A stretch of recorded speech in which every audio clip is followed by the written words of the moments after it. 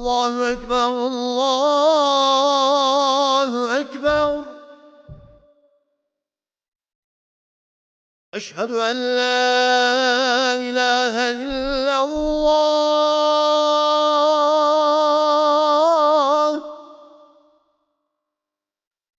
Eşhedü en la ilahe illallah.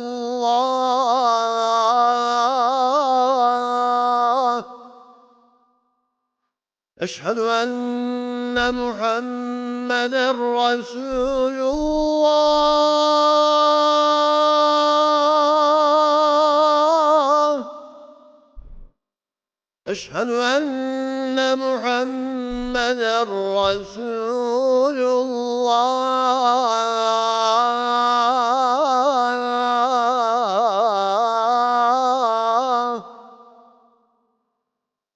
حي على الصلاة.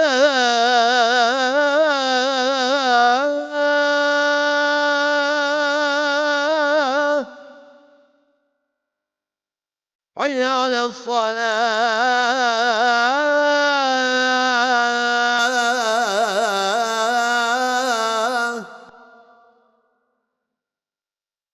حي على الفلاح.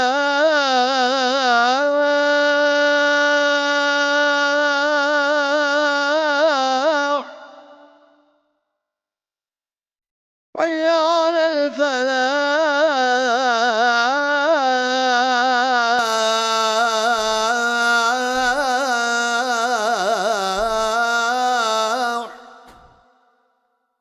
الله أكبر، الله أكبر. لا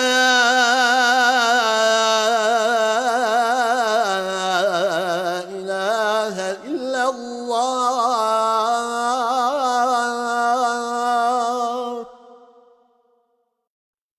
الله أكبر، الله أكبر.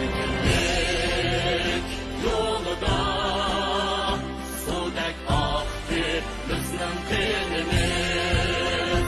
Sen üçün ey yurtimiz, fida bulsun cenimiz.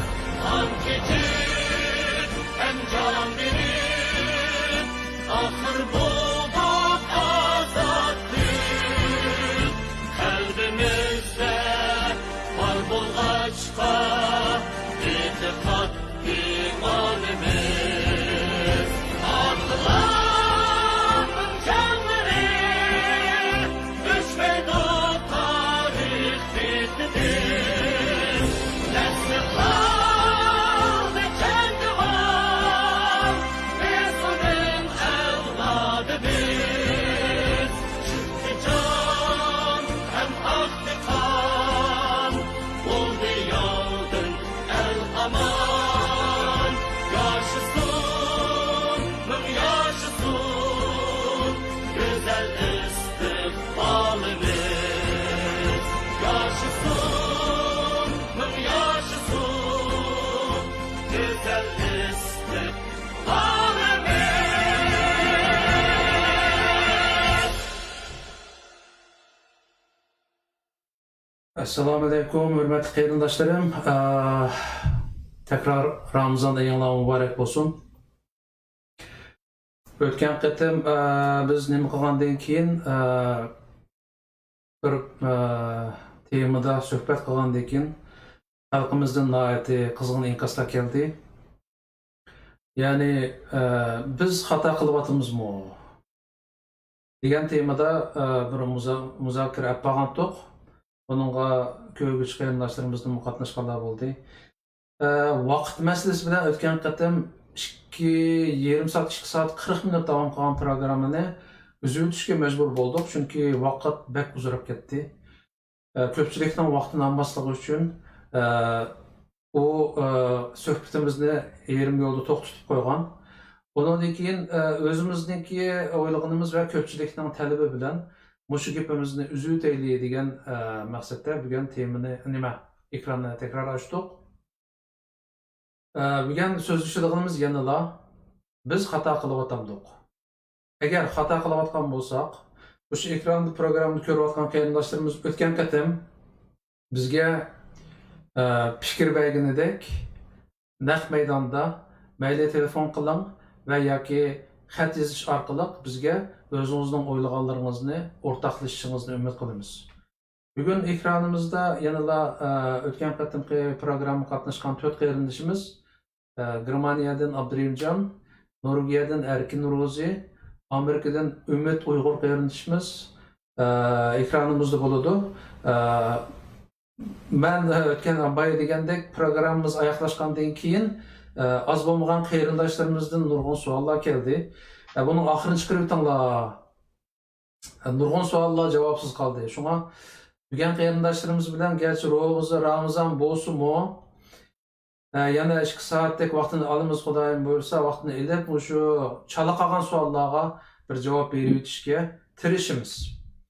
Assalomu alaykum qarindoshlarim, ekranga xush keldinglar. Aleyküm selam. Rahmet. Assalomu alaykum.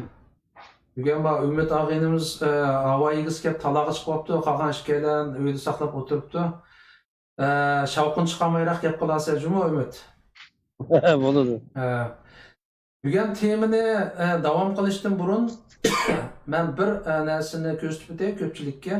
Bu nima deganda, yaqinda menimcha ko'p Uyg'urlar bunga diqqat qildi. Ma bir xabarda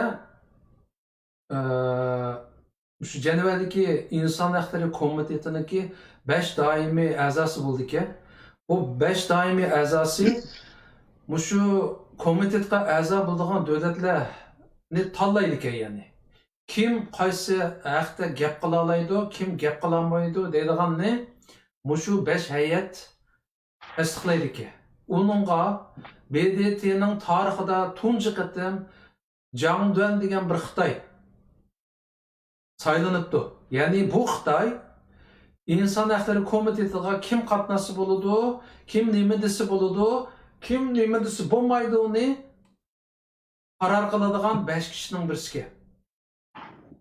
Bu Jeneva 2 apreldagi xabar, bu qarasanglar bo'ladi. Bu xabar chiqqandan keyin xalqarada endi nihoyat cho'ng g'ulg'ul qo'zg'adi. 80 necha inson huquqlari tashkiloti o'rtaq imzo qo'yib BDTning bosh kotibiga bir xat yo'llagan va BDT inson huquqlari komitetiga bir xat yo'llagan. Ya'ni bu bir xatolik. Bu xatolikni tuzatish kerak. Xitoyga o'xshash dunyodagi inson huquqlarini eng ig'ir dafsanda qilayotgan bir davlat bu 5 kishining o'rnidan o'rin osib bo'lmaydi, bu xatolik degan bisim bo'lyapti hozir. Ammo buning natijasi nega bo'ladi, uni hozircha bilmaymiz. Zo'r bir ehtimol bilan uni o'zgartirish tez. Chunki Xitoyniki BDTdagi ta'sirini biz jiq so'zladik qarindoshlar. Hozir BDT asosan Xitoyning ilkida. Bo'libmi inson huquqlari komiteti degan narsa Xitoyning ilkida. Buni amaliyot isbotladi. O'tgan qatimki inson huquqlari yig'inida Sharq Turkistonning masalasi tilga olinganda Xitoyning zo'r g'albi bilan daqudunbaqchilik uyga qaytganligini ko'rdik qarindoshlar. Buningdan chiqib turdi, yaqindan buyami BDTning eng muhim organlaridan biri bo'lgan, masalan, Dunyo Sahiya tashkilotidagi Qarvoyninki qilayotgan ishlarini ko'rdinglar. Xitoyning oldiga berib quyruq ishpanishtirgan aynan bir kuchukning o'zi. Hatto Xitoy hukumatiningki shu virusni yoshirishiga, shu virusning insonlarga keltiradigan ofatlarni yoshirishga ochiq oshkora hamkorlashganligi uchun bu Qaravoy Amerika prezidenti Trump bularga 500 million dollar pul berdi ekan to'qshillaga. U pulni to'xtatilganligini aytib qildi, jakaladi. Ham bu jarayonda 12 Xitoy bilan hamkorlashish ishlarini aniqlaydiganligini, tekshirish olib boradiganligini jakaladi. Endi o'tganki temamizga bog'lasak qarindoshlar, biz ko'p qatim deb keldik, BDTda umid yo'q. BDTning ahvoli haqiqatan shundoq ahvolda, ig'ir ahvolda. Ammo yana bir tarafdan Vankatib boshqa qurultayliklar nima deydi? Bizni BDTga kirishdan qisiyotdi. Mayli Xitoy bo'lsin, mayli Uyg'ur bo'lsin, hammasi BDTga kirishimizni to'siyotdi. Biz buning to'sqinlik qilyotdi deydi. Andaqda bu Vankatovning demakchi bo'lganda men yana shu 10 necha yilning yog'i xalqimni aldab kelganda chunki buning teppagan eng cho'ng kozuri bizni xalqaro e'tirof qildi biz BDTga kira olmaymiz. BDTga kirib Uyg'urning dardini anglitamiz deb qavatudu ham doim ko'z qiladigini shu bir necha surat BDTning ichiga tatgan surati BDTning ichiga kirib qolgan so'zlari bir ko'rgazmalarning oldida. Ama hazır mana BDT insan hakları bu berip yığılaydigan insan hakları komitetini mi Xitay çangılığa kirgizib oldi. Bundaqda Vankatovlar bu qurultaylar yana BDT'ye kirib nima qilmoqchi? Ama BDT'ninki rolini o'tganlarda qisqa so'zlab o'tgan bo'lsaqmi, mushu misollarga bog'lab turib, mushu uch qarindoshimizniki BDT'ning bundan keyingi ahvoli va bu BDT'ga kirishniki natijasiniki qandaq bo'ldiganligini qisqacha anglab o'tamiz shu uch qarindoshimiz. Assalomu alaykum. Hurmatli qarindoshlar. Men oldida bir ozroq gap qilay. Tag'ir qilish qilgan chaqda yerib qo'yishim mumkin. Xo'sh, hurmatli qarindoshlar. Endi biz Uyg'urlar vatanning ichida umumyuzlik Xitayning tashviqotiga yamanbek quloq soldik. Kichigimizdan tortib, hozirgi mushu 50 yoshdan oldi keyindiki, bo'libmi 80-yillardan burungi yoshlarning o'zi asosliq, 80-yillardan burungi bolalarning o'zi Xitayning tashviqotini izchil anglab cho'ng bo'lgan. Maktabda bo'lsin, mayli jamiyatda bo'lsin, radioda bo'lsin, faqatli Xitoyning tashviqotini anglaydik. Ondan keyin ba'zi aralab shu maxfiy holda Sovet ittifoqining tarqatilgan, Olmutdan tarqatilgan Vatan qutquzish radiosini anglaydik. Ondan keyin Myunxendan tarqatilgan Amerika ovozi radiosini anglaydik. Onu aytib qachoq qonunsiz anglatishdi. Ammo rasmiy anglatishda Xitoyning tashviqotini anglaydik. Mushu Xitoyning o'zi endi BDT'dagi 5 ning biri bo'lg'achqa BDT xavfsizlik kengashidagi 5 davlatning biri bo'lg'achqa bu Xitoylar butun tashviqotda BDTni cho'ng ko'rsatib, nəhayət bəksingdirayotgan ekan bizga. Biz bu andan keyin masalamiz BDT'da hal bo'ldi deydigan tunishga kelgan ekanmiz. Mush BDTga bir az qilib olsak, BDTga dardimizni yetkazib olsak, BDT orqali ve bizinki mushu Xitoy bilan bo'lgan masalamiz hal bo'lib ketdi. Mustaqillik davarimiz hal bo'lib ketdi deydigan ashundaq sodda bir tushuncha Xitoyning tashviqoti orqali sinib ketgan ekan. BDT degan bu noyat cho'ng bilish. Chunki o BDTni endi qurg'uchi va BDTdagi xavfsizlik kengashidagi 5 davlatdan birisi Xitoy. Ondan keyin Xitoyning yendilam Rossiya bo'lgandan keyin bu ikkisi veto haqqi qo'llangan o'ringa o xavfsizlik kengashi, ovoz ko'pligi bilan emas. 5 davlat ba'zisi o'rtaq bir nuqtaga qaror kelsa bo'ladigan 5 dan bir islom yolqib olsa bo'lmaydigan bir ishga o. Endi Xitoy ashundaq aloyidligini foydalanib bu islamlik rayonlarga bo'lsin, mayli o'z xalqiga bo'lsin, BDTni shunday keng tashviqot qilib, BDT o'zining o'rnini tashviqot qilib, ham BDTda Amerikaga qarshi, g'arb kapitalistik kuchlarga qarshi keskin kurash qilganligini anglatib keyin, yo BDT degan shunday bir cho'ng yer bo'lsa kerak deb bizga ashunday bir singib ketgan ekan. Endi chet elga chiqqandan keyin şu arzu bo'yicha davarimizni BDTga anglatsak deydigan kuchli bir arzu bor deb. Ham 93-yil 4-oy mezgildimi şu Tibetninki inson haqlari masalasini BDT kishilik huquq komitetida zakirlik qo'yishga Amerika tarafdagi g'arb davlatlari o'tirib qo'ydi. Ondan keyin Pokiston boshliq islom va sharq davlatlari unga qarshi chiqib Tibet masalasida inson haqlari degan masala yo'q. Tibetga Xitoylarning yaxshi muomala qiladi deb Amerikaning loyihasini rad qilgan to'xtatdi. Bizning shunday kuchli orzu bor deb Pokistonga shunday o'shib ketgan shu chog'da. Mushu Pokiston Xitoy taraf tutmagan bo'lsa, Tibetning inson haqlari masalasi kun tartibga qo'yilgan bo'lsa, oldida Tibet mustaqil bo'lib chiqqan bo'lsa, undan keyin bizga keldi mustaqillik deb mushundaq sodlacha arzu qilib Pokistonga shunday o'shib ketgan 93-yilda. Chet elga chiqqandan keyin BDT'nin paranlarını az ol anlap tuttuk yana teşvikat materiallarda 95-yil kanchinchi ayda bo'ldi ay sani hozir bir materialni bor yozib qo'ygan. 95-yil Tibetning inson huquqlari masalasini qayta yana kishilik huquq shu inson huquqlari komitetida o'tirib qo'ydi. Qo'ygandan keyin bu vaqtning o'zida andakin g'arb ellarining ovozi ko'p bo'ldi. Xitoyni qo'llaydiganlar oz bo'lib, g'arbningki ko'p sonliqni egallab Tibetning inson huquqlari masalasini BDT inson huquqlari komitetiga rasmiy kirgizdi. Kun tartibi qo'yildi bu. 95-yildan boshlab kun tartibi qo'yildi. Shunda qo'shib ketdik, cho'ng bilib ketdik. Bizning masalalarimizni bir aşı BDT'da inson huquqlari komitetida kun tartibi qo'yilgan bo'lsa deb arzu qildik. O arzug'imni yetdik. 2001-yili shu Sharqiy Turkiston Uyg'uriston Milliy qurultiyi BDT'ga Uyg'urlarga vakil bo'lib kirdi. Kirib bu yerda fikr qildi, so'zildi, qo'shib ketib, davron qildik, gazetlarga yozib, shu bir parcha gazetga yetidan rasmni choplab rahbarlarningki. BDT'ga kirib, Xitoyga qarshi shunda 15 minut so'z qildi deb turib, ajoyib madhiyildik, baq qo'shib ketdik. Endi shu BDT'da inson huquqlari komitetiningki yig'inida Xitoyni ayblasa, Xitoyni ayblaydigan davlatlar ko'paygandan keyin andan Xitoy şu amal yo'q, andaki Uyg'urlarning inson huquqlari masalasiga qarata ishini ochdi. Andagan g'arb dunyoları tekshirib ko'rib ko'rgandan keyin shuning bilan bizning mustaqilligimizga qarata shu yo'llar yo'l ochildi degan ashta bir xomxiyollar bor. Shu bo'yicha arzu qildik. Bu 2001-yildan boshlab yılda 1-2 qatim, 3 qatim degidek BDT'da inson huquqlari komitetining yig'inlarida Uyg'ur vakillari badi qaqshidi, deb to'kdi.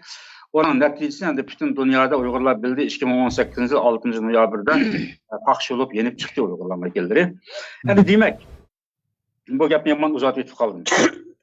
İnsan huquqlari meselesi degende bu yerda inson huquqlari komitetini yuqori bo'lgan xavfsizlik kengashini idora qiladigan 5 kişinin birisi Xitoy, birisi Rossiya bo'lgandan keyin bularga qarshi u yerda inson huquqlari masalasidan keyin faqat bir qatim shikoyat qilib Xitoyning oldida qoqshab Xitoyning vakillari azto'liq munozara qilib mandala chiqib ketgan bir ish ekanki, uning hech qanday natijasi bo'lmaydi ekan. Shunday. Xitoyga qarata faqat doklad e'lon qildi ekan. Xitoy inson huquqlari o'tgan yilga qaraganda bir yil yaxshi deb e'lon qildi ekan dokladni. Oldingi yilga qaraganda bir yil yaxshilandi deb turib e'lon qildi ekan dokladni. Ama her yıl aşağı qaqshaydi ekan. Qaqshiganning natijasida o BDT'ninki bayanot e'lon qilgan komitetlari yig'inlari ko'p andakin Xitoyni munda jihati tanqidladi. Andakin o'tgan yilga qaraganda bu yil Xitoyninki inson huquqlari masalasiga tutgan pozitsiyasi yaxshilandi deb baholandi deb munda e'lon qildi ekan. Shuningga bizning da'vogarlarimiz sükut qilib mangdi endi bizni ahmoq qilib BDT'ga boramiz deb. Endi 2018 yil yo'lda politikakin qaqtirib yenib chiqqandan keyin hozir endi BDT inson huquqlari komitetininki yana boshqaradigan hay'atlarning birisi Xitoy bo'lib belgilangan bo'lsa endi u yerda binas qolmadi degan gap. Bu endi nima ish bo'ldi desanglar, bu xotinninki Chechen chaqiliqning sahrolaridan bir dehqonniki yerini bo'zak qilib noyin hokimlari tortib olgan bo'lsa, bu dehqon viloyatga az qilib qo'ydi, oqmagandan keyin Abdurayonga az qildi, u oqmasa Beyjingga berib yetib oldi-da, shu Beyjingdagi Xitoyniki shu hukumatning oldida yetib olganini belgilab berdi. Shu Xinjiang Bansi deganning atrofida bir yerda yetib olib, aşağıda oylab zag'irni sug'ichlab yeb, bechorahlar da'vo qilib, shunday yenib keldi. Xuddi shuningga o'xshash masala degan gap. Hazır BDT'ga berib, hazır emas 2001-yildan boshlab BDT'ga bizning vakilimiz kirib shikoyat qilgan bo'lsa, hozirgi kelishib qotgan shikoyatimiz nima desa, Xitoyning oldiga berib shikoyat qildi degan gap. Vatanlik Abdurayonning boshliqlari noit ig'ir zulmsab ketardi. Beyjing buning quloq solmayotdi. Beyjing bu Uyghur Abdurayondagi zulmga sukut qilyotdi. Shunga BDT'dagi xalqarалық vakillar Xitoy vakilini ajrab tanqid qilib bersanglar, Beyjing yaxshi bir siyosat qo'llansa deb mushun tilab qilgan gap endi. Jig'ib aytgan chaqda. Endi bu nima degan chaqda birinchi vaqtni o'tkazish xalqimizni zat uzun, aşı мәңгүлік bir kütüdğınğa qartıb qoyub vaz keçdirib elde vaqtını ötközüş. Biz çoğun iş qıvatımız, BDT'de çoğun işini qıvatımız, çoğun iş qıvatımız deyendik ki, hatta bizim o işlarındaki teşkilatların merkezde uzun yıllar paypaslab жүрген adamlarımı bu rəhbərlər çoğun iş qıvatıdı deyip, bizim şunda qaraydık. Hem de bu minglığan, 10 minglığan, milyonlığan xalqımız chet eldekiler elbette buluğa yol qaraydı. BDT'ye verip meselemizni tinch yol bilan hal qilib hal bo'ldi meselemiz deb qaraydi. Təşkilatlarına ait köptürüb etilgan Xitoyning vakillarining peshonasini tachib qildi. BDT'de falan efendim sözler. Xitoy degandan keyin o'ltiramay chiqanshib ketdi degan ekan. Natijasi nima o'niki? Vatanning ichiga qarta natijasi nima bo'ldi deganga eg'iz qilib bo'lmaydi. Faqatlam naq maydonda Xitoyning vakillari unda deganda bizning vakillarimiz mundaq deb Xitoyning vakillarini chiqanshitibdi, peshonasini tachib qilibdi, gap topmay qilib shundaq yuzsizlik qildi, yuzi chiqib ketdi degan shu tashviqotimda. Mushundaq bo'lib keldi. Endi natijasi shu. 2001 yıldan başlap BDT'ye kirayotgan natijasi shu. Endi o öyle ki Xitoyning gelip xalqarалық BDT vekillerinin aldıda insan hakları komitesi her qaysi devletin vekillerinin aldıda yani umumyüzlükte Xitoyni qo'llaydigan vekillerinin aldıda qaqshaydigan ish qilma yana Xitoy ruxsat qilsa. Palovni tashkilotininki pistoni rahbari kasun da'vo qildi. Alani kammisun deb turib Xitoy o'zi elki kartoshka kart chiqarib bergandan keyin shu kart kimga chiqsa shu berib gap qildigan mandaq qo'ydi. Bu nima desa, ay Beijingga berib balki Xitoyning xalq qurultayida yig'inga qatnashganday besh yo'ldandi BDT'ga boqashdi. Shu. Mashunda bo'ldi. Endi chatga chiqib vatanning o'zilib ketib, bir ajroq ketib 10 necha ming kilometr musofada jiroq ketibmi?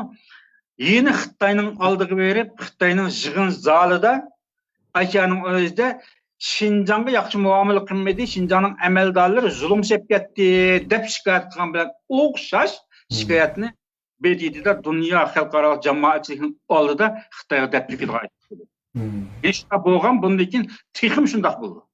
Shu, to'g'ri. Hozir to'xtab turaymiz gap bo'ladi. Moshkadan bir fikrni anglaydi bu vaqtiki. Xo'sh, Umid efendim. Abdurrahimjon nayati to'g'ri yakun chiqadi. Men buningda qisqacharoq shu BDT degan nima deganni azroq qisqacha qo'shib qo'yay. Endi bu Birlashgan Davlatlar Tashkiloti degan menda aytgan chaqda nayati qisqartib aytsak, shu boya Abdurrahimjon degan 5 davlatningki dunyoga hokim surishi, shu 5 davlatning og'zi qaraydigan bir yerdi. Xuddi bizning hozirgi bu dehqon tili bilan aytsak, kekash o'simi shu g'ojamning bolasi so'zusin degan narsaninki tipik misoli bir yerdi bu BDT degan. Kuchli bo'lsang gaping o'tadigan, kuchli bo'lmasang gaping o'tmaydigan bir yer. Endi bu BDT Sharq Turkiston mustaqillik masalasiga emas, hozirgi shu avtonomiyachilarninki shu inson haqlari da'vosi qilayotgan, kishilik huquq da'vosi qilayotganlarning atalmış shu da'vosini to'liq anglamayotgan bir yerdi. Boya Abdurrahimjon nayati bir mazmunliq bir gapni qildi. Bu BDT'ga berish hozir endi gapni meyadan boshlay. İnsan hakları davası qılıvatımız biz eşeğe berip xalqimizning dardini anlatıvatımız degan bir gap bor da, xalqimizningki ko'zini bo'yash, bizni eşeğe kirgizmas qilibatdi. Xitoy qarshilik qilib bir yoqda moyoqda Uyg'urlar bir qism yomon niyatli Uyg'urlar degan yalirvatdi. Yomon niyatli Uyg'urlar bizning oqimizdan shikoyat qilib eşeğe kirgizmaydigan qilibatdi deydigan. Bu BDT'ga kirsam nima paydo degan savolni xalqimiz so'rash kerak oldi bilan. BDT'ga kirib nega bormoqchisan deydigan.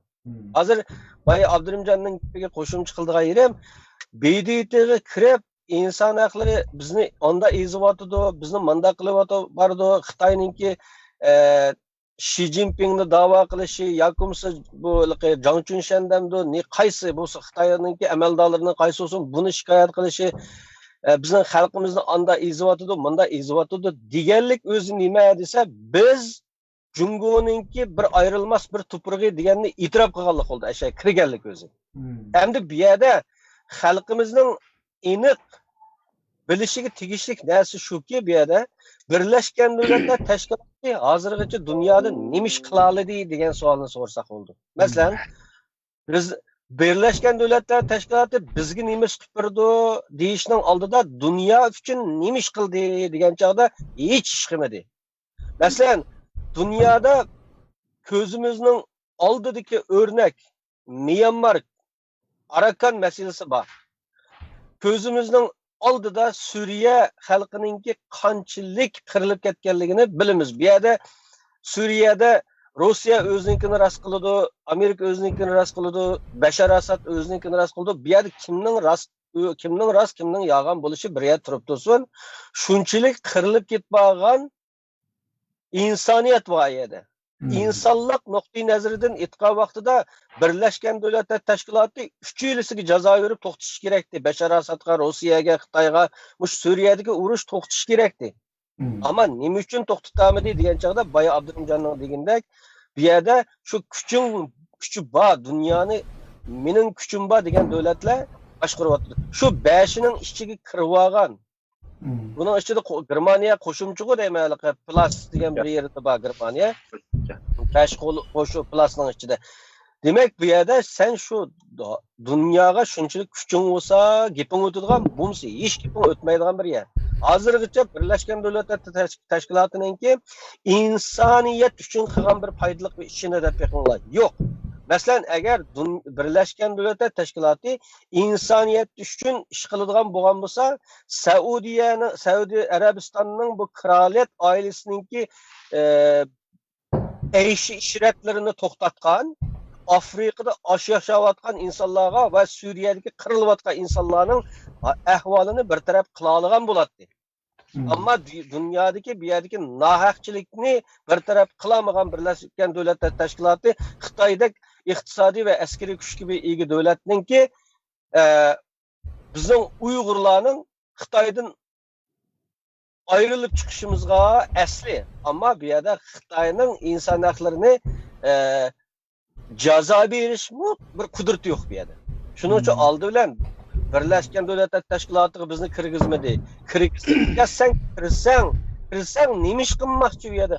Hatto Birlashgan Davlatlar Tashkilotiga kirib Xitoy bizni anda izovatidi, manda izovatidi deb deyishning o'zi Xitoy Sharqi Turkistonninki egilik huquqi Xitoyning qo'lida deganni e'tirof qilganlik deb qarayman men. Hamda bu yerda inson haqlari davosini biz anda qildik, manda qildik deyish. Haqqoniyatni deb kelsak, inson haqlari davosining, haqiqiy inson haqlari davosini qilgan Uyg'urlarning ichida Ilhom To'xti. Bu sirtga chiqib turib inson haqlari da'vo qilaman degan odamdan ahmoq bir narsa bo'lmaydi. Inson haqlari da'vosi degan to'prog'ing bo'lganda o'zining hokimiyating bo'lgan vaqtida, masalan, Turkiya xalqi, Turkiyaning ichida o'zini turk deyotgan bir inson, o'zining hokimiyati, hozirgi masalan hukumat boshqarayotgan qaysi partiyasi bo'lsa, shu hokimiyatdagi partiyaga yoki shu hukumatni boshqarayotgan hükümdarlardan narazı olan narazılıklarını bildirişini biz insan hakları davası deymiz. Bir yerde bizden Uygurlarının insan hakları davası kılışımız özü nime degan çağda Xitoydan, yani Xitoy mening davlatim, bizga insan hakları bergin deb Xitoylar o'zining hukumatidan talab qilsa bo'ladi, ammo biz Xitoydan insan hakları talab qilsak bo'lmaydi. Bizningki mushu oshninimiz hatta bizning nafsimizga o'xshash bizning mustaqillik talab qilishdan boshqa narsamiz bo'lmasligi kerak asli. Bu inson haqlari, kishilik huquq davosini qilyapmiz biz Uyg'urlarning erkinligi uchun, inson haqlari uchun ani qilyapmiz, mani qilyapmiz deganlar amaliyotda Uyg'urlar uchun eng og'ir ziyonkashlikni qilyapganlar. İnson haqlari davosini biz deganlar biz endi bu yerda uchuq dehon tilida so'zlashni odat bo'lyapmiz-ku. İnsan haqlari davosini biz qachon qilamiz degan chaqda biz Xitoyni to'liq uzul kesil Xitoydan qo'g'lab chiqarib, bizning bir davlatimiz qurilgan vaqtida biz o'zimizning egilik huquqimiz o'zimiz bo'lganda, bizning bayroqlarimiz osmonimizda lalpildigan vaqtida, asos qonunimiz qurilib chiqqan vaqtida bizning shu liderlar, shu hukumatning raisi va o'rinlariga chiqqanlar yoki qonun o'rindikilar bu yerda shu asos qonunga rioya qilmay xalqimizni dafsanda qilib qolsa, kishilik huquqlarga taqlid taruz qilib qolsa, shu chog'da biz inson haqlari da'vosi qilamiz. Hozir bizning qilganimiz mustaqillik da'vosi. Shu. To'g'ri. Endi men gapimni yakunlasam, shuning uchun bizning bu qilayotgan gaplarimiz hech qaysi xato emas. To'g'ri. To'g'ri. Nəhayət yaxşı. Endi meniki ko'z qarashimni desam, bu BDT'ninki masalan qurilishi, masalan BDT'dan hozir qadar hech qanday natijalarning chiqmaganligi. Men qisqacha bir 5-6 minut vaqtinglarni olaman, qarindoshlar. Ammo BDT masalasiga kelsak, BDT asli 1945-yili qurilgan. 1945 yıl bu qurilishdagi asosli maqsadi bu Ikkinchi dunyo urushidan chiqqandan keyin urush jinoyatchilarini qanday jazolash, xalqaro sudga chiqish, bo'libmi andan bu yerdagi ayollar, bolalar masalasi bo'libmi dunyoda Ikkinchi dunyo urushidagi o'xshash yana bir qator irqiy qirg'inchilikning oldini olish. Qanday oldini olamiz degan masala bo'yicha shu Amerika, Angliya, Fransiya, Xitoy, Rossiyadan iborat asosli 5 davlatni tarkib qilib, bir mavjud bir davlatning ichida shu Yahudlarga o'xshash qirg'inchilik uchirgan vaqtning o'zida shu masalalarni 5 davlat xavfsizlik kengashida o'tirib, o'rtaq qaror olish orqali shunday qirg'inchilik masalalarining oldini olamiz degan maqsadda qurilgan ekan. Ham bu jarayonning o'zida qanchalik faoliyatlarni ishlarni qildi, qanday ishlarni qildi, men qanday natija qozondi, BDTning bu jihatini bilmayman. Ama ayollar meselesi, balalar meselesi, dünyada aşk qolgan mesele, aşk qilish meselelerini oldin olish meseleleri jihatlerde ancha-muncha natijasi bo'ldi deb o'ylayman. Ama bu yerda BDT masalan shu 2001-yili Iroqqa kirdigan vaqtning o'zida Amerika bilan shu 5 davlat o'rtasida qattiq talash tortishlar bo'lindi. Buningga tunji qator o'tirib, masalan Amerika, Angliya, Fransiyaning kirishiga shu vaqtning o'zida bir qator nurg'unlagan masalan ishki qismidagi Xitoyga yo'l qo'yishlar, Rossiyaga yo'l qo'yishlar tufaylidan Amerika o'zining jonijon manfaatiga daxl qilayotgan masalaning o'zida yo'l qo'yish badliga masalan Iroqqa kiradigan bo'ldi bu harakatning doirasida. Bayatdan umid degandek masalan Myanmarda bo'lsin, Janubiy Sudanda bo'lsin va yoki nurg'un davlatlar ishlarga kelgan chaqda bular tegishli o'zining rolini joriy qildiradi. Endi Xitoy hukumatiniki mening o'rganganim bo'yicha bo'lgan chaqda Xitoy hukumatiniki mundaq bir plani bordi. Ya'ni Xitoy hukumati kelgusida shu Amerikadan eshib tushib dunyoga xo'ja bo'ladigan, dunyoni kontrol qiladigan bu strategiya planlarini boshdan tortib ijro qilib kelgan bular. Buniki birinchi ijrochisi qaysi degan vaqtimizda masalan Ipak yo'lini bu Ipak yo'li strategiyasi. Shu Ipak yo'li strategiyasi bo'lgandan keyin 65 davlatni bu o'z ichiga oldi. Bu yerdagi eng tugunlik masala qaysi masala degan chaqda bizning Sharq Turkiston masalasi. Navoda buni bildi bu ko'pchilikka bu Ipak yo'li qandoq deganni tushundirmasakmi, zaten Ipak yo'li bizning Sharq Turkistondan tashqi dunyoga kengaydi. Navoda Ipak yo'li Sharq Turkiston xalqi Amerika va yoki boshqa davlatlar birlashish orqali yordam berish orqali bu yerda mustaqillik yoki boshqa bir ishga qalayonqanchilik masalasi kelib chiqqan chaqda Xitoyning bu dunyoga xo'ja bo'lishdan iborat bu cho'ng strategiyasi daxl etadi. Shu sababdan Xitoy qanday qilish kerak degan chaqda bu yerda shu musulmon Amerika bilan Amerika musulmon dunyosiga qarshi emas. Musulmon dunyosi bilan jang qilib qolganligi sababdan Arab dunyosi, Türk dunyosi, musulmon dunyosidagi mollalarni ishga solish orqali butun Amerika, Isroiliya bu g'arb dunyosini dushman ko'rsatgan tashviqotni 2001-yildan tortib boshlagan. Bu yerda musulmon davlatlarining Amerikaga nisbatan bir xil sovuq kayfiyat shakllangan. Xitoy endi iqtisodiy jihatlarda dunyoda 500 dan ortiq korxona u yerga borgandan keyin bo'libmi nurg'un davlatlarniki g'arb dunyosidagi masalan korxonalar u yerda bo'lgandan keyin yana birisi endi bu yerda Xitoyga nisbatan kaskir tadbir masalan epilishdimi davlatning ichidagi boylarning bu shu munosabatda tuzilgan qonunlar bo'yicha boylarning roli kuchli bo'ldi endi. Şundaq bolğandan keyin Xitoy hökuməti bu yerdə özü 65 dövlətni öz içigə alğan, özünün pulu bolğan, kəlbəsi dünya xocu buluş üçün məsələn kitab tuturdu. 2025 yili Amerikadan ötüb ketgan vaqtning o'zida zaten iqtisodiyot ikkinchi kuch bo'lib qolganligini biladi ko'pchilik. 25 turlik texnikasini o'g'irlab, bu 2025gacha 25 turlik texnikani o'g'irlab bo'lgan vaqtimizda texnik jihatda, iqtisodiy jihatlarda buni egallab bo'lish bularning nishoni edi. Endi jamoat fikriga kelsak, Xitoy hukumatı qanday qilish kerak degan chaqda 2006-yildan tortib bu Ipak yo'lini boshlagan chaqda har bir davlatlar bilan suhbat o'tkazgan. Bundan u davlatlar qanchalik foyda oldi, bu yerda Xitoy qanchalik foyda oldi, bu yerda qurbon bo'lgan kuch qaysi degan masalalarning hammasini muzokara qilib kelib, bu yerda Xitoy hukumatı mushu 45-yildan birisi qurilgan, dunyoni boshqargan sistema BDT bo'lgandan keyin bu BDTni changalimga elishim kerak degan undan nishon batdi. Shu sababdan BDTdagi barliq davlatlarga zaten butunlay chirtish orqali, ularga pul berish orqali, ularning gelini kontrol qilish orqali, zaten 500 dan ortiq korxonalar u yerda bo'lgandan keyin har turli besimlarni qilish orqali bu yerda BDT asta-asta taki 2018-yilga qadar Xitoyning to'liq kontrolini o'tib bo'lgan ekan bu. Masalan, bu 2018-yili, 2019-yili biz ko'rdik. Bu BDT'den chiqqan natijalar ko'pchilikning xabarida bor. Bu yerda 133 davlat Xitoyni qo'lladi, ara 23 davlat bizni qo'llab chiqdi. Demak, buning paketi BDT'da turayotgan davlatlarni Xitoy hukumatı asta-asta setib, kontrol qilib bo'lgan, chirtib bo'lgan bu yerda. Buning tipik misolim bu yerda ko'rdik, jasorat deydi, masalan, uni ulab Dunyo sahiyat tashkiloti. Yana uni ulab o'tirib, yana birisi bor Interpol. Xalqaro saqchi tashkiloti deydigan. Ya'ni ba'zi bir amaldorlarni Italiyada tutib olib qo'yib o'tishlari bilan u bir o'yin.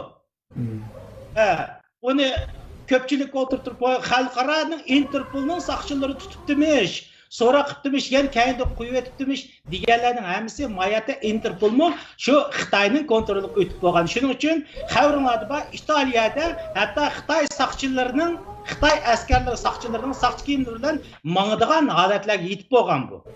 Shuning bilan bu mavjud masalani ko'rgandan keyin Amerika buni chidab bo'lolmagandan keyin buni Amerikani qanday yo'qotish, dunyoni qanday elish, ya'ni bu globalizmni Xitoy qanday shakllantirish masalasida butun tadbir plan bo'yicha o'ziga yaqinlab kelgandan keyin 2018-yili bu yerda dunyo inson huquq tashkiloti BDTning inson huquq tashkilotidan Amerika chiqib ketdi. Chiqib ketib, bu yerda men eng qattiq ta'sir qilgan so'z qaysi desa, o'zining xalqini, o'zining millatini Xitoy qaritib turibdi dedi bu yerda. O'zining xalqi, o'zining millatini vahshiylarcha qirayotgan bunday zolim diktator davlatlar bilan birga turishga bo'lmaydi deb chiqib ketdi. Shuningdan keyin men ko'pchilikka, masalan, o'zimning mediasida bo'lsin va yoki boshqalarnikida bo'lsin, shu janvaning oldida namoyish qilayotgan amaldorlarning hammasiga yolvardim. Ta hala bugunga qadar mushu mavjud vaziyat shakllanyapti. Endi xulosa gap bu BDT to'liq holda bayatda sizlardagi deganlarga o'xshash BDT Xitoyning to'liq changilik o'tib bo'lgan. Shundoq bo'lgan vaqtning o'zida bu yerda Sharq Turkiston masalasi mushu yerda o'tirib oyoq chiqmaydigan bir natija bo'ladi. Xitoyni utib chiqadi. O'zining bu planlarini asta yurishtirib, dunyo xo'ja bo'lgan bu sistemani to'liq kirishtirib bo'ladi. Endi shu BDTning oldida namoyish qilayotgan insonlarimizga yana mana shu ko'pchilik sizlar bilan baravar deymanki, bir qator duo qilaylik. Ulug' kunlarda bo'zqasi bir qator dunyoning xo'jasi bo'lgandan keyin hozir globalizm bilan nasionalizm o'rtasidagi jang, ya'ni Amerika to'liq jang ochdi. Bugun biz jangning ichida zaten. To'liq bir jangning ichida, DNA urushining ichida. Ya'ni ko'pchilikka deb qo'yay, bu olgan DNA Uyg'urlardan elingan DNA quroli emasligiga deb qo'yay qarindoshlar. Shu anglayotgan qarindoshning deydiganim, chunki Uyg'urlarning DNAsi kimlar bilan yaqin buni o'rganib baqsi bo'ldi. 2017-yildan tortib Xitoy hukumatı Uyg'urlarning DNAsini yig'ib o'tirib, hamma bu tashviqotlar chiqildi. Bugun mana buning xulosasi nega virus tegib, nega virus tegmaganligi bu yerda hammaninki ko'ngliga ayon. Endi ko'pchilikka men jiq so'zlab ketdim, qanday BDT degandek Interpol, BDTning inson huquq tashkiloti, Interpol, Dunyo sahiyat tashkiloti zaten dunyoni boshqaradigan kuchlarni Xitoy hukumati chetish orqali to'liq ko'ngilga ep bo'lgan. Bu yerda Bayatın Abdurimjon degandek shunga BDTning faqat va faqatla Beijing'da bo'lganmaganlar bir yeri qolgan. Shu. Beijing'ga yetkazib aketgan bo'lsa, zaten shu o'zining bo'ladi endi. Bu yerda BDT'ni oldiga berib, namoyish qildigan insonlar shu insonlarni besib, Beijing'ga berib, shu yerda namoyishni qilib, ancha-muncha aroq-sharoblar ichib, nima bo'lib, kamiga yer qilib qolgan. Gapim ochiq, men shunday qishdi. Bu yerda natija chiqmaydi. Bu mohiyatda shu Xitoyni o'z ichiga olgan, Xitoy boshliq bo'lgan globalizm uchun xizmat qiladigan bir organ aylanib bo'lgan bu. Yani shuning uchun hozir bugun Donald Trump nima deyapti? Dunyo sayohat tashkilotiga beradigan pulni to'xtatdi. Hozir uning kaytini o'tib, aniqki %100 bu yerda BDT'ning qurilmasi tanglashib bordi. Bu ish virus balasidan chiqqandan keyin dunyoda bir qayta bir tartib, qayta bir sistemni vujudga chiqarmasa, Xitoy butun millatni chertish orqali, masalan, Uyg'urlar bor, dunyodagi barliq oz sonli millatlarningki bu yerda haq huquqini qo'g'daydigan o'rin emas, bu bir dafsand qiladigan bir o'rin. Meniki deydigan gapim shu. Ammo agar yo'q qo'ysanglar, men ozroq bir nimani qo'shib qo'yay. Bu tunugi Erkinninki gapiga munosabat qilib esim kelib qoldi. Tunugining yerda bir xabar chiqishga boshladi Amerikada. Bu uzun yil bo'libdi-ki, buningga bir 5-10 yil bo'lib ketibdi. Hatto uningdan uzun Xitoy Phoenix TV, Radio TV degan bir kompaniyani setib olibdi-ki Amerikada. Bu setib olib, bu shu Amerikaningki ama g'arbiga joylashgan shtatlardagi asli bu Amerikaning shirkatiga uni setib olib, bu yer orqali undan keyin Meksikadan taqitish o'rnini Meksikaga qurib, chunki Meksikaning o'zinglar bilasizlar, Amerikaningki nurg'un yeriga chegaradosh, masalan, butun Teksasda chegarasi boshlangan bo'lsa, dengiz, quruqlik chegaralari bor bu Meksikaningki, Kaliforniyaningki San Diego degan bir shahar bor. Odatda kirib chiqadigan kundalik shu hozir men turayotgan Niagara shaharchasidan xuddi Kanadaga Toronto kundalik kirib chiqib ishlaydiganlar bo'lgan o'xshash. Meksika, Kaliforniya va Meksika, Teksas orasida kirib chiqib ishlaydiganlar bor. Har kunlik bu savdo tijorat va xuddi hamda Olmaota bilan G'uljininki qo'rg'asga o'xshash bir masala hamda. Bu yerda shu radioni Meksika tarafga qurib maxsus bu yerda Xitoy tilida anglatish berishga boshlabdi. Hatto Xitoy tilini tashviq qiladigan va yoki bo'lmasa Xitoy Kommunist partiyasiningki propagandasilarini. Bu yerda hozir bu yaqinda hamda bu shirkatning ustidan taqash qarorini chiqardigan o'xshaydi Amerikaningki. Hatto Meksika tarafdikisini taqashga Meksikaga besim ishlatadigan o'xshaydi. Bu yerda demoqchi bo'lgan gap nima? Buni nimishki men bu o'qigan xabarni bu yerga kirma degan chaqda bu Xitoy yalğız bu BDT'ninki umumiy qurilishlarni kontrolga elish bilan emas, dunyodagi axborot mediani kontrolga elishga uzun yilning yog'i milliard dollar pul xarjlab egallab bo'lgan ekan. Hatto mana shu hozir Trump hukumatiningki o'tirib qo'yayotgani media bu tashviqot, yolg'onchi tashviqot bu hep so'zlaydiganlarninki bir sababi bor bu yerda. Masalan, xabarlar bor. Masalan, bu CNN'ninki muxbirlari Trump'dan savol so'rasa, sen CNN'ninki sen yolg'onchi xabarchisan. Men sana savol so'rash fursatini bermayman deb uchuq shunday Xitoy ishlabsa deb uchiqli deydi. Sen Xitoy ishlabsa deb. To'g'ri. Demak, shu yerda xalqimiz shuni tushunish kerakki, bu yerda Dünya Uyghur Qurultayınınki bu yoki bir inson haqlari da'vosi qilayotganlarning bu qurib olgan ba'zi televiziyalariningki anglatayotganlari bu xalqimizga manfaat deb keladigan bir nimasi emas, axborot o'rinlari emas. Bu yerda butunlay bu yalnız Uyg'urlarningki axborot vositalari orqali xabarlarni anglash bilan cheklanib qolmasligi kerak bizning xalqimiz uchun. Amal bor. En asan uygunduğun til mesela Türkçe. Bu Türkiye'ninki bütün haberleri bana kançadır rast bulup ketmişim o. Ama hakiki dünyaya doğru haberlerini verdiğin okşumayan tillerde kanalları var. Yani bir asan til Özbekçe mesela İngilizce öğreniş test olsa Özbekçeden anlısı buludu. Hem de demek bir yerde benim demek çok ayrı nime diyende halkımız mavu avtonomiya, inson haqlari, kishilik huquq da'vosi qilayotganlarninki xalqimizning mingisini burmalash uchun qurib taqitayotgan ba'zi axborotlarga ishonmaslik kerak. Xalqarodan keladi-ku. Xuddi mana boya Abdurimjon qarindoshimiz degandek, Xitoy Kompartiyasininki Xitoyda masalan men sayohat idorada ishlagan. Masalan Xitoyda ikki narsani hozir qandaq bilmayman, burun ikki narsani shaxsiylarga shirkat etishga yo'l qo'ymaydi. Shu jungochi sotsializmni yo'lga qo'yib taraqqiy qilgan vaqtlaridami, ikki narsani shaxsiylar shirkat etishga yo'l qo'ymaydi. Birisi axborot, masalan radio, televiziyani shaxsiy etishga yo'l qo'ymaydi. Yana birisi sayohat idorasini shaxsiy etishga yo'l qo'ymaydi. Hatto biz Uyg'ur bolalar bilan, jinoyat vatanparvar Uyg'ur bolalar bilan Uyg'ur turizmi deb bir turizm qurayli deb urinib baqqanmiz-ku. Chunki mana shu Uyg'urlar orqali nurg'un pul topdi Xitoy. Bu yerda bu gap uzun kirmayman, ammo bu tijoratchi qarindoshlarimiz nihoyat yaxshi bildi. O'sha O'rta Osiyo tuqqan yo'qlash sayohati degan bir narsani yo'lga qo'ydi. Bu tuqqan yo'qlash sayohati orqali amaliyotda bizning Uyg'ur xalqimiz nima qildi desa, Xitoyninki kala chanayotgan, kala yalayotgan poxavik deydigan narsalarni, Xitoyning o'tmas mollarini, sesib ketgan mollarni bizning Uyg'ur xalqimiz ishkirdan kelib, mush qo'rg'as nimati bo'rtlardagi chegara mushu yo'llar orqali bizning xalqimiz setib boshlab berdi bu Xitoylarga.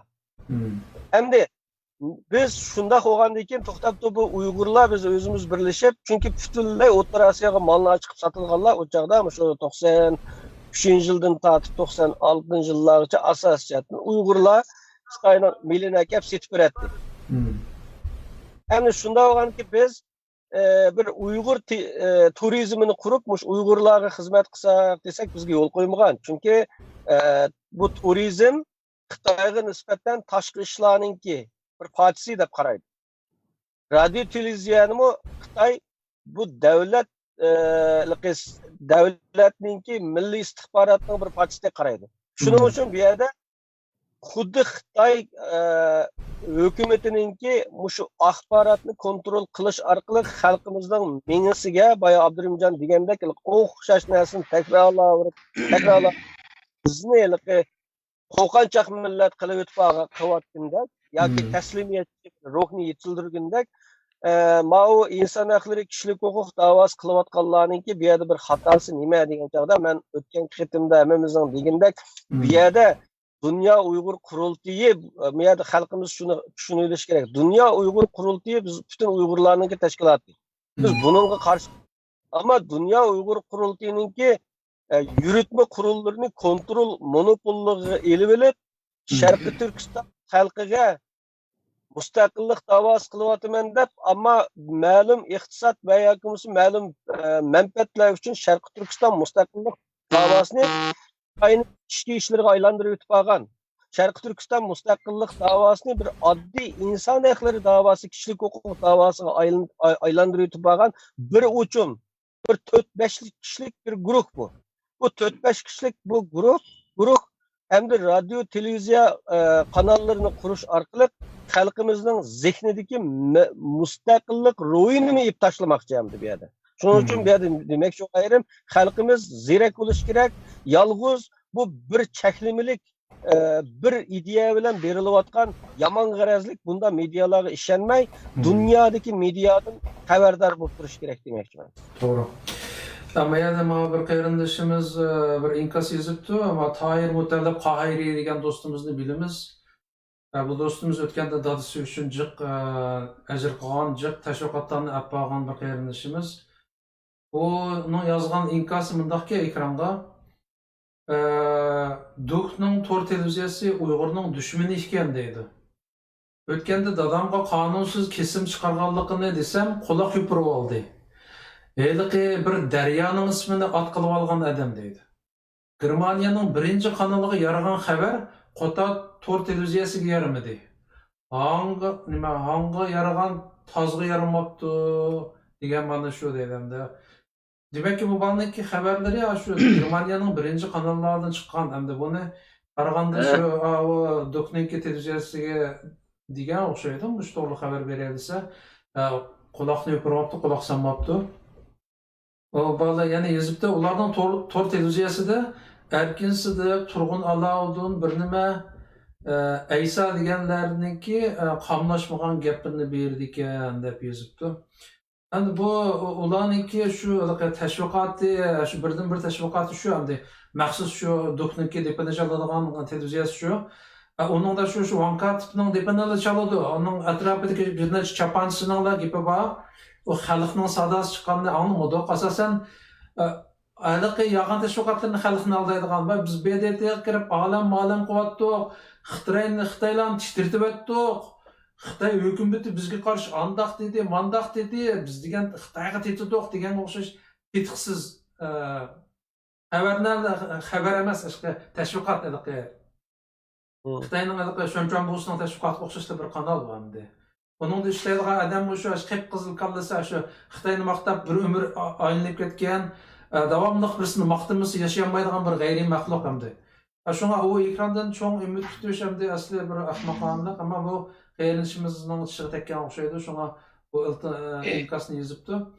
Demakki, qarindoshlarimizdan kelgan jasorat berdi. Bir og'iz gap qilay, bu refiya to'g'riliq gap bo'lib qoldi. Masalan, bularning quvvatga ishiga kelgan chaqda bu shu Xitoychilar o'xshash tarjima qildi bu-chu. Masalan, 2019-yil Uyg'ur inson huquq qonuni chiqqan vaqtni degan muzokara qilinib shuni ovoz qo'ygan vaqtimizda Uyg'ur 2019 degan vaqtida bu refiyaning Xitoychisida Xinjiang deb turib oldi-da. Xinjiang deb turib olganmi shu Uyg'ur refiyasidagilar o'tirib buni Xinjiang deb turib oldi. Buningga men Sidiq Ajruzning leksiyasini anglaytdim. Şu bu adam narazılığını bildirip ben de kirib turib qarasam degandek aşındaqka. Hem bu yerda meniki bu orqali nima demoqchi desak, masalan, Amerikadagi hozirgi siyosiylarning shu Xitoy virusi tufaylidan qilgan tahlillariga kirsanglar, masalan, Donald Trump mu o'ziniki shirkatlaridan ranjigan yerlarini deydi. Ular albatta shunda qonun tuzalgandan keyin Xitoyga berib shunda qilgandan keyin. Mush media organlaridan kelsa bu yerda deyapti ana. Birinchilar bizning tartib soldigan narsamiz Dunyo sahiyat tashkiloti. Ikkinchilar kelsa bu yerda BDT to'g'riliq men bakchaq yaqinmidi, ammo Voice of America ovozini buni chuqur tartibga solish kerak dedi. Bu Uyg'ur, bu Radio Free Asia deganlar bu shu mening gapim emas. Steve Bannon bu siyosiylarning tahlilga kirsanglar bu yerda oshkora deydi.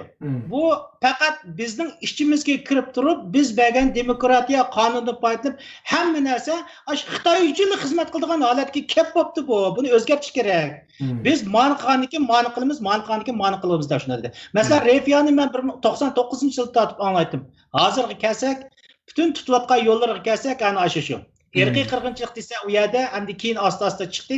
Bu yerda shu xudo shu Amerika ovoziga o'xshash, ashlar ranjiga o'xshash. Bularning tutayotgan yo'lma shu Amerika ovoziga agashgan, Xitoyga xizmat qiladigan bir usul. Hammasi shu daqkan endi. Buning boshqa misollari bor, men vaqtinglarni olmay. Ben bir qisqacha misolni deb o'tayim. Hozir isim kelib qoldi, RFA to'g'riliq, Radio Free Asia to'g'riliq. Endi Radio Free Asia bu biz shu 99-yillarda Amerikaga keldik. Undan keyin bir mezgilgacha qanday bo'lmasin, bu X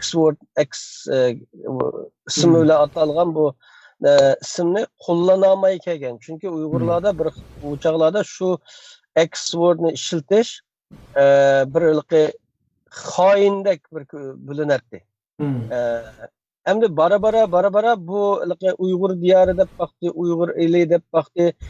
Endi bu yerda Amerikaning sirtidagi qarindoshlar hatto bizmi mush Amerikada yashab turib, inglizchalarimiz chiqib, rasmiy bu Amerikaning axborot qonunlarini, axborot erkinligi, so'z erkinligi degan narsalarga bu axborot qoida usullarini o'qib, bunu inglizcesini tushunib, qig'ichi orliqlarda mushlarning gapiga ishinib kelgan tuqchi. Biz Sharq Turkiston dalanmaymiz. Sharq Turkiston desak bo'lmaydi, shuning uchun Uyg'ur diyori deymiz, deydigan sapsatlarga bizmi ishonganmiz Amerika turib. Endi bu chet eldagi Amerikaning sirtidagi qarindoshlarimizning buni ishini qilishi g'oyat normal, g'oyat normalda. Endi bu yerda asli bunda ish yo'q ekan. Biz buni aniqladik. Hatto o'sha Radio Free Asia'ningki eng cho'ng boshlig'i desak bo'ldi. Shu Radio Free Asia'ni boshqaradiganlarning eng cho'ng boshlig'i Bulto'g'u deyman bir mukofot berish yig'inida men Sharq Turkiston deb atayman, men Shinjang demayman dedi. Aşu adam. Bu nim degan, bu nim deganlik aqchash adam. Bu nim deganlik desam, mushu bütün Uyg'urlarga berayotgan bir bishorat. Hatto mushu Radio Free Asia'ning ichidagi shu yerga o'tirib olgan Radio Free Asia'ningki Uyg'ur bölümününki beshiga o'tirib olganlarga bergan bishorat. Ey sen Sharq Turkiston desang bo'ladi, men Sharq Turkiston Shinjang demayman deb bishorat berdi. Ammo biznikilar uni degisgandi. Men bir misolni deb beray. 2018-yili men Teksasda o'tgan bir deb o'tib ketdim, bir namoyish qildik. Ama shu bardigan namoyish qildigan yer nədisi shu Xitoy konsulining oldiga o'chaqda. Chunki men yashagan shaharda o shu Xitoy konsuli botdi hamda. Shu yerga yurib namoyish qilamiz deb bordik. Borganda bir 3 oila bilan qildik bu namoyishni. Shu yerda bu Radio Free Asia'ningki telefon qilibdi. Men bilan namoyishni o'rinlashtirgan bir akamiz g'amdi. O'rinlashtirgandan keyin u biz shu Umid bilan birga o'rinlashtirgan bu namoyishni degandan keyin telefonni menga beribdi. Men tonimayman u muxbirning ismini, ammo Uyg'ur ekan. Sizlar bu yerda namoyishni nima ishga o'rinlashtirdinglar dedi. Hamda bu yerda bular axborot Amerikaning axborot qonuniga xiloflik qilyapti deydi men Uyg'ur bo'lim. Nima uchun degan chog'da men axborotda durustlik bo'lish kerak birinchi albatta. Bo'pti o'zigu Sharq Turkiston dalammisin bular. Mening hayron qoldiganim masalan men hayotimda bu yerda Sharq Turkistonning o'rniga Shinjang deganni qo'llanmayman hech qachon. Va yo'qmasa bu yerda men inson haqlari Xitoyga shikoyat qilib keldim demayman. Men Sharq Turkistonning mustaqilligi uchun keldim deyman har qanday yerga. Bu aniq. Shunday yashab kelyapmiz.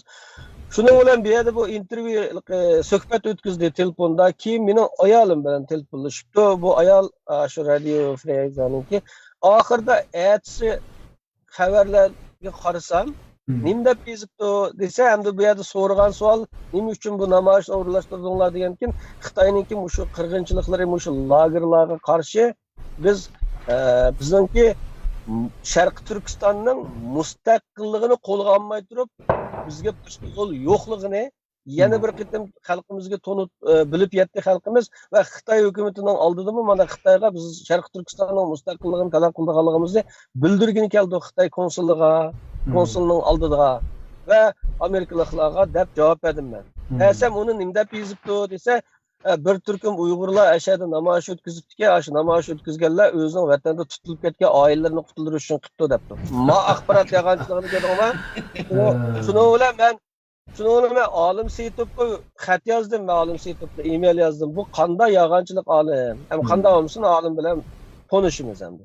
Shuni bilan xat yozib buni o'ngshanglar desam, bu men uqmay qolibdi. Men qanday o'g'ilni shu muxbirning nemisi bu. Ya bu men demagan gapni nima uchun unda men ota urug' tuqqanlarni ashadi mening ayolim oilangizdan lagerlarga kirib ketganlar bormi deb so'ragan o'xshaydi. Albatta oilamdan 7 odamni akirib ketdi debdi bu yerda. Desa, shu oilasidagi kirib ketgan 7 odamni qutuldirish uchun chiqibdi namoyishga debdi. Ham bu yerda qip-qizil mustaqillik talab qilaman men. Ya bo'pti, radioning o'zi demasin Sharq Turkiston deb. Sharq Turkiston mustaqillik talab qiladi Uyg'urlar deganni o'zi demasin, ammo ma Uyg'ur mandaq da'vatidi deb desa bo'ladi-ku. Bu yerda degizmaslik bor. Bu yerda dalamaslik emas. Deyishni xohlamaslik va yoki Uyg'urni degizmaslik. Masalan, qaysi bir rasmiy mustaqillikni talab qiladigan birsini intervyu qilib vaqti hozir Radio Free Asia yo'q. Mustaqillikni talab qilmaydi degan odamning intervyuni qilmaydi Radio Free Asia. Masalan, o'shada oylarcha, yillarcha Solih namoyish qildi. Mustaqillikni nishon qilgan namoyish bo'ldi. Bu butun dunyoda namoyish bo'ldi. Hammamiz qo'lladik.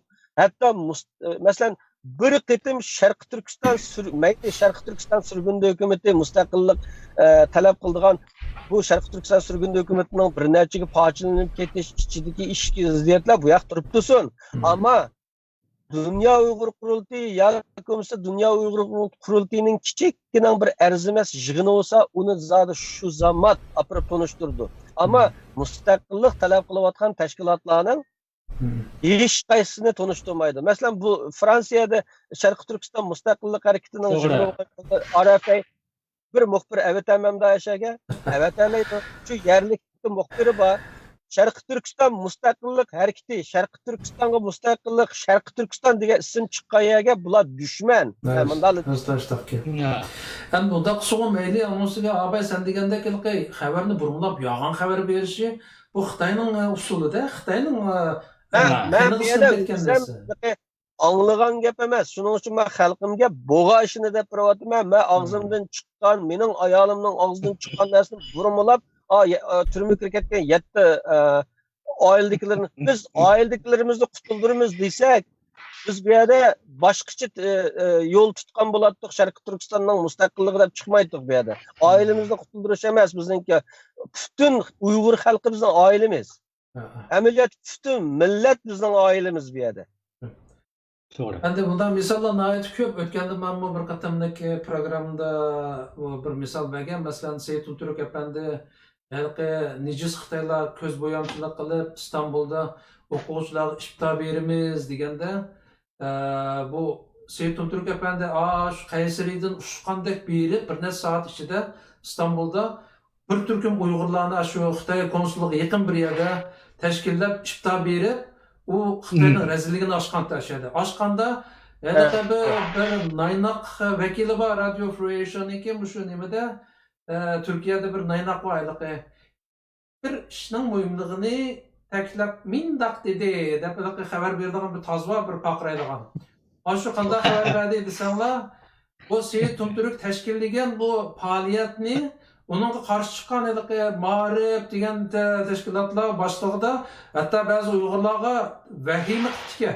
Agar shu Seyitun Turk tashkillagan faoliyatga borsanglar, sizlarni soqchi qo'lg'ab ketadi degandek yolg'on gaplarga vahim qildi. Endi toz qanday xabar berdi desanglar, shu Istanbuldagi shu tashkilotlarning uyushtirishida bo'ldi bu faoliyat dedi.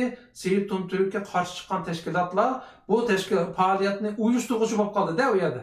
Keyin Seyitun Turk apandi ekran chiqarib, "Men xabarni ko'rdingizmi?" desam, "To'g'ri xudoyim, men ko'rmabman, hayron bo'ldim, achchig'im keldi" dedi. Hamda bu qanday bu Amerikadagi bir radio, Amerika erkinligining saksi. O'shada xabarni bombalab yog'an xabar bersa bu qanday axborot hamda bu tushuniksizda hamda bu. Mishada hamda bu Radio Free Asia'da gap chiqib qoldi. Radio Free Asia'ning ichida mening og'aylarim bor, mening tanishlarim bor. Asosiy jihatdan u yerda hamda bir ikkisini hisob qilmaganda hammasini taniyman. Radio Free Asia'ning ichida. Bu yerda o't yurak qarindoshlarimiz bormi degan chog'da bor. Nihoyatda ichki kuchlik, vatanparvar qarindoshlarimiz bor bu yerning ichida. Ammo shu yerda shu hozirgacha Radio Free Asia Uyg'ur bo'limininki bo'lim boshlig'ligini mushu atalmış insan hakları kişilik hukuk davası qilamiz deb Sharqiy Turkiston mustaqillik davosini oddiy bir inson haqlari Xitoydan amonlik tilaydigan bir da'voga aylantirish maqsadi va shuni qilayotganlarning kontroliga o'tib ketganligi uchun boshdan tortiblar. Hozirgacha shu radio axborot o'rni asli Uyg'urlarning qini jini badlik kelgan bu o'rin xalqimizning umumiy manfaati uchun Sharqiy Turkistonning umumiy manfaati uchun xizmat qilinmayotdi. Amaliyot u yerda insonlar bormi deganda ammo ular jinining bericha tirishib ishlayotdi. Masalan, men yaqinda Radio Free Asia'ningki muxbirlardan birisi bu Rahmatday Abdurashid deb mening bir og'aynam borda, shu vatandan tortiblar shu 5-10 qatim tutilib kirib shu G'uljidagi 50 yoshlar mashrifininki bir qo'zg'alon vaqtida u vaqtida bir tutildi. Uningdan burun shu men bilan o'xshash universitetga o'tgan bu bir sinf o'tgan tuqir rassamlikqa bir Rahmatday bilan 89-yili u vaqtida bir shu Xitoyga qarshi bir nimalarni yozganlik uchun akir ketib biz universitetga ketdik. U oyoqda 3 yil turmada yetib chiqqan. Shunday bir inqilobchi qarindoshimiz og'aynam bordi. Shuninki xabari kelibdi, uni yana mushtaq akirib ketibdi, bu da 10 necha yil kesib yutibdi degan xabarni badi. Hamda shunda xabarlar orqali bo'lsa-mu, xalqimizning ichidagi inqilobchi, vatanparvar, o'sha vatanda turibmi Xitoyga qarshi harakat qilgan ba'zi qarindoshlarni, ilg'or Uyg'urlarni tonishtirish harakatlarini qilayotgan qarindoshlarimiz bor. Bundalar albatta haqiqatan bunday misollar ko'p, ularning ijobiy. Ammo yolg'iz kelyapti. Ammo boyaqadek misollarni nima qilib qoldik deganda, mana Tahir Mutalli Qohiriy qarindishimiz medianing ishini tilg'ab qolganga aqaqanlik uchun o'tirib sal qiyib ketib qoldik. Asli tema qaytib kelsa qarindoshlar, endi biz BDTniki masalasini bir yana tilg'ab o'tdik. Ya'ni kesib deymizki, qarindoshlarim azroq bo'lsa-mu aqlimizni bo'yirib, bundan keyin yana BDT bilan adam aldaydiganlarga aldanmaydi. Ya'ni bu ish takrar isbotlandi. Ya'ni men BDTning tushga kiryapti, men Uyg'urning ovozini oltyapman degan haromzadalarga endi aldanmaydi qarindoshlar. Endi keyingi masalaga o'tsak, endi mana biz nimishqa shu haqni so'zlab xalqimizni uyg'otishga, xalqimizga haqiqiy ushuni yetkazishga tirishyapmiz deganda, xalqimiz orasida shu tashviqotlarga qoyimi qilib ketib, bilib bilmay, mushular bir ish qila oladi deb shularga tashlab qo'yiblar ishni. Muhim bir ishimizni shu aldamchi artistlarga tashlab qo'yiblar va xalqimiz o'lim girdoviga ketayotgan holatda yana bir unumliroq bir ish bo'lsa bo'ladi degandan keyinda turmaslik. Mush ahvol bo'lg'ashqa biz masalan mushalik qarindoshlar ishki ahvollarni jiq bilamiz. Shu o'rtoqlikda sakrab turgan artistlarning ahvolini besh qo'ldek bilgachga ishimiz qaynab, ma ishlar asli to'g'ri yo'lda ma'nisi bo'ladi, xalqimiz qirilib ketmasa bo'ladi, xalqimizni qutuldirsak bo'ladi degan bir orzu bo'lg'ashqa, bu yerda yana qayt ekronga chiqib yurak so'zlarimizni to'kyapmiz qarindoshlar. Endi o'tgan qatim programmaning oxirida ma Umid qarindishimiz bir savolni qo'ygan. Shunga bir javob bersak deganda, ya'ni agar bizmi o'tirg'i chiqib haqni so'zlamasak, bizga o'xshash qarindoshlarimiz ma bo'lmadi, ma ish xato ketyapti, ma ish xato ketaversa millatning taqdiri qil ustida qoladi degandek bir ahvolga tirishmasak, hammamiz beshimizni ishimizga tiqib olsak, bu millatning kelgusi qandoq bo'ladi, da'voning nishoni mush yo'lnish ketaversa, xalqimizniki oqibati qandoq bo'ladi deganga bir javob topayli degan to'q qarindoshlar. Bugun mushunga avval mush bir muhim savol, mushunga bir javob tepishdan tirishsak, ya'ni ko'pchilikning mushaqtiki o'ylaganlarini anglab baqsak. Abdurimjon. Bo'ldi. Men başlay. Men endi bir har qaysi davrda, ya'ni har qaysi shu bir vaziyatda yashayotgan davrdagi odamlarning orasida aktiv faoliyat qilganlar bo'ldi. Faoliyatning natijasi nega berib, nega to'xtashdan qat'iy nazar, zodi bir faoliyatlik qilishga qiziqganlar bo'ldi. Ondan keyin bu qiladigan ish qaysi, qilmaydigan ish qaysi, nima qilish kerakdi, nima qilish bo'lmaydi deb buningga qiziqgan guruhlar bo'ldi, odamlar bo'ldi. Har qanday davrda bo'ldi bu. Davri bo'lgan ish. Ondan keyin zodi nima bo'lsin mayli bir faoliyat qilib deb agishtirganlar bo'ldi. Buni hozir ko'rib turyapmiz, buni har qatim suhbatda deb kelyapmiz.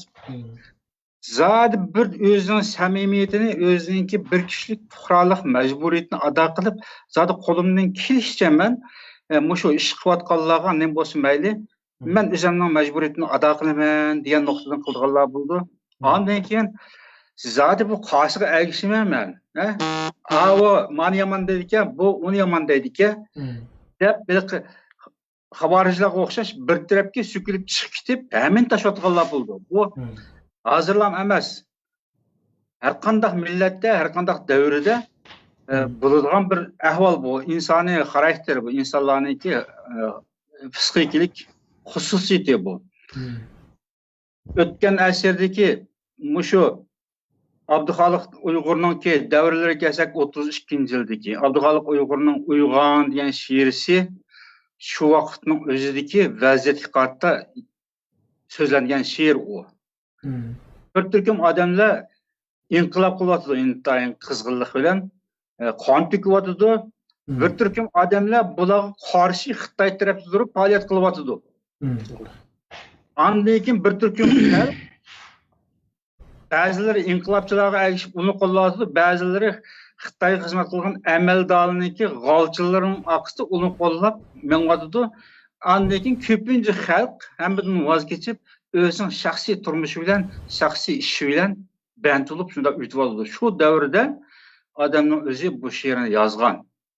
O'zi shu vaqtdagi Turpandagi inqilobga mas'ullik bosh bo'lib, xalqni qo'zg'ab chiqib, kuch yetmaganlikdan oxir mag'lub bo'lib, bular naq maydonda kallasi uzilib shehid bo'lgan. Shu vaqtda Turpanning o'zida millionlagan xalq botdi, ya'ni qancha yuz minglagan xalq botdi, Uyg'urlar botdi. Ama inqilob qilganlarningki soni mingdan oshmagan shu vaqtda. Mushu Abduxoliq Uyg'urlarning safiga qatnashib inqilob qilganlar shunchalik oz odamdi. Xo'sh, undan keyin shundoq bo'ldi. Birinchi Cumhuriyet davrida shundoq bo'ldi. Ikkinchi Cumhuriyet davri bizningki zodi taqdirimizga üzül kesil shu vaqtda hozirga qadar mushu shumluqninki taqdirimiz bo'lib peshonamizga yezilishiga ikkinchi Cumhuriyet davrida rasmiy bu taqdir yozilgan. Shu vaqtlarning o'zidami aldamchilar batdi, minglagan, yuz minglagan xalqning qon bedeliga kelgan mustaqillikning mevasini qo'lga kirgizib olib, Cumhuriyet kabinetining ichida xizmat qilayotgan sirtdagi insonlarga nisbatan aytgan chog'da Cumhuriyet rahbarlari bular Xitoyga qarshi kurash qilyotdi degan tushunchani berdi, ammo ichki jihatda bu Cumhuriyetning mustaqilligiga qarshi bir minut bo'lsa-mu zada qarshi aqlga tortib mushunda xizmat qilganlar bo'lgan. Endi xalqimizning shu vaqtning o'zidami mushularning qilayotgan ishining xato ekanligini bildiganlar batdi, so'zlaydi. Tashqat qildi, turmaga tushgan shu vaqtning o'zida Sharqiy Turkiston Milliy ozodlik armiyasining tarkibida 15 dona ofitser qo'lga ilinib, shu vaqtdagi Sharqiy Turkiston Cumhuriyetining turmasiga qamalgan. Shu ofitserning birisi marhum Sobit Uyg'uri Olmaotadagi mashina qazosida 2005-yil o'ldirilgan. Sharqiy Turkiston surgundagi Cumhuriyetning qurg'uchi vakillarining biri. Mushu Sharqiy Turkiston Milliy qurultayini Germaniyaga yetkazib akilishga qatnashgan 99-yili. Mushundaq muhim shaxslar shu vaqtda mushu Xitoyparast Cumhuriyetning davlat kabinetining, hukumat kabinetining ichidagi Xitoyparast rahbarlarga qarshi o'laqib isyon qilganlikdan harbiy ichida aksil inqilobiy tashkilot qurgan deb shu vaqtda qancha yuzlagan aktiv askarlarni qo'lga olib, ularni azroqdan uchuqlab qo'yib berib, 15 dona ofitserni muddatsiz, ya'ni o harbiy sudida endi yillik ya deb unutmaydi. Qachon shu urush oxirlashguncha turmaga yotadigan gap. Turmaga solayotgandan keyin 50-yili 4-oyda ularni Xitoy Kommunistik partiyasi turmadan ozod qilib chiqibdi. Endi demak bu o'ylaki maqvatqa ishing xato, sening maqvatqa ishing xato deydiganlar, ish qilayotganlarga, rahbarlarga qarta maqvatgan ishing xato, seniki ma ishing tuzsa deb norozilik bildiradigan, tanqid qildiganlar va ularning qilayotgan ishini fosh qilib, xalq ommasiga yetkazadigan, xalqning o'zini uyg'otib, ko'zini ochinglar, uyqungni ochinglar, ko'zini ochiq turib, bunda uxlab qolmanglar. Oqqanni faqatdinglar deb chaqiriq qildiganlar davrim-davri vaziyatga qarta bo'lib turdi. Endi hozirgi davrda bu ishninki asosli qildigan adamlar biz qo'qildik hozir. Aslida tashkilotlarningki ichidagi tashviqot vositalari, tashviqot bo'limlarini qilish kerak edi.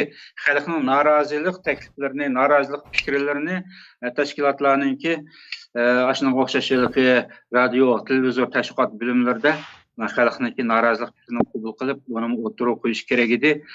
Ammo unda bo'lmagandan keyin hozir qarshi turayotgan bir maydonga chiqib qoldik.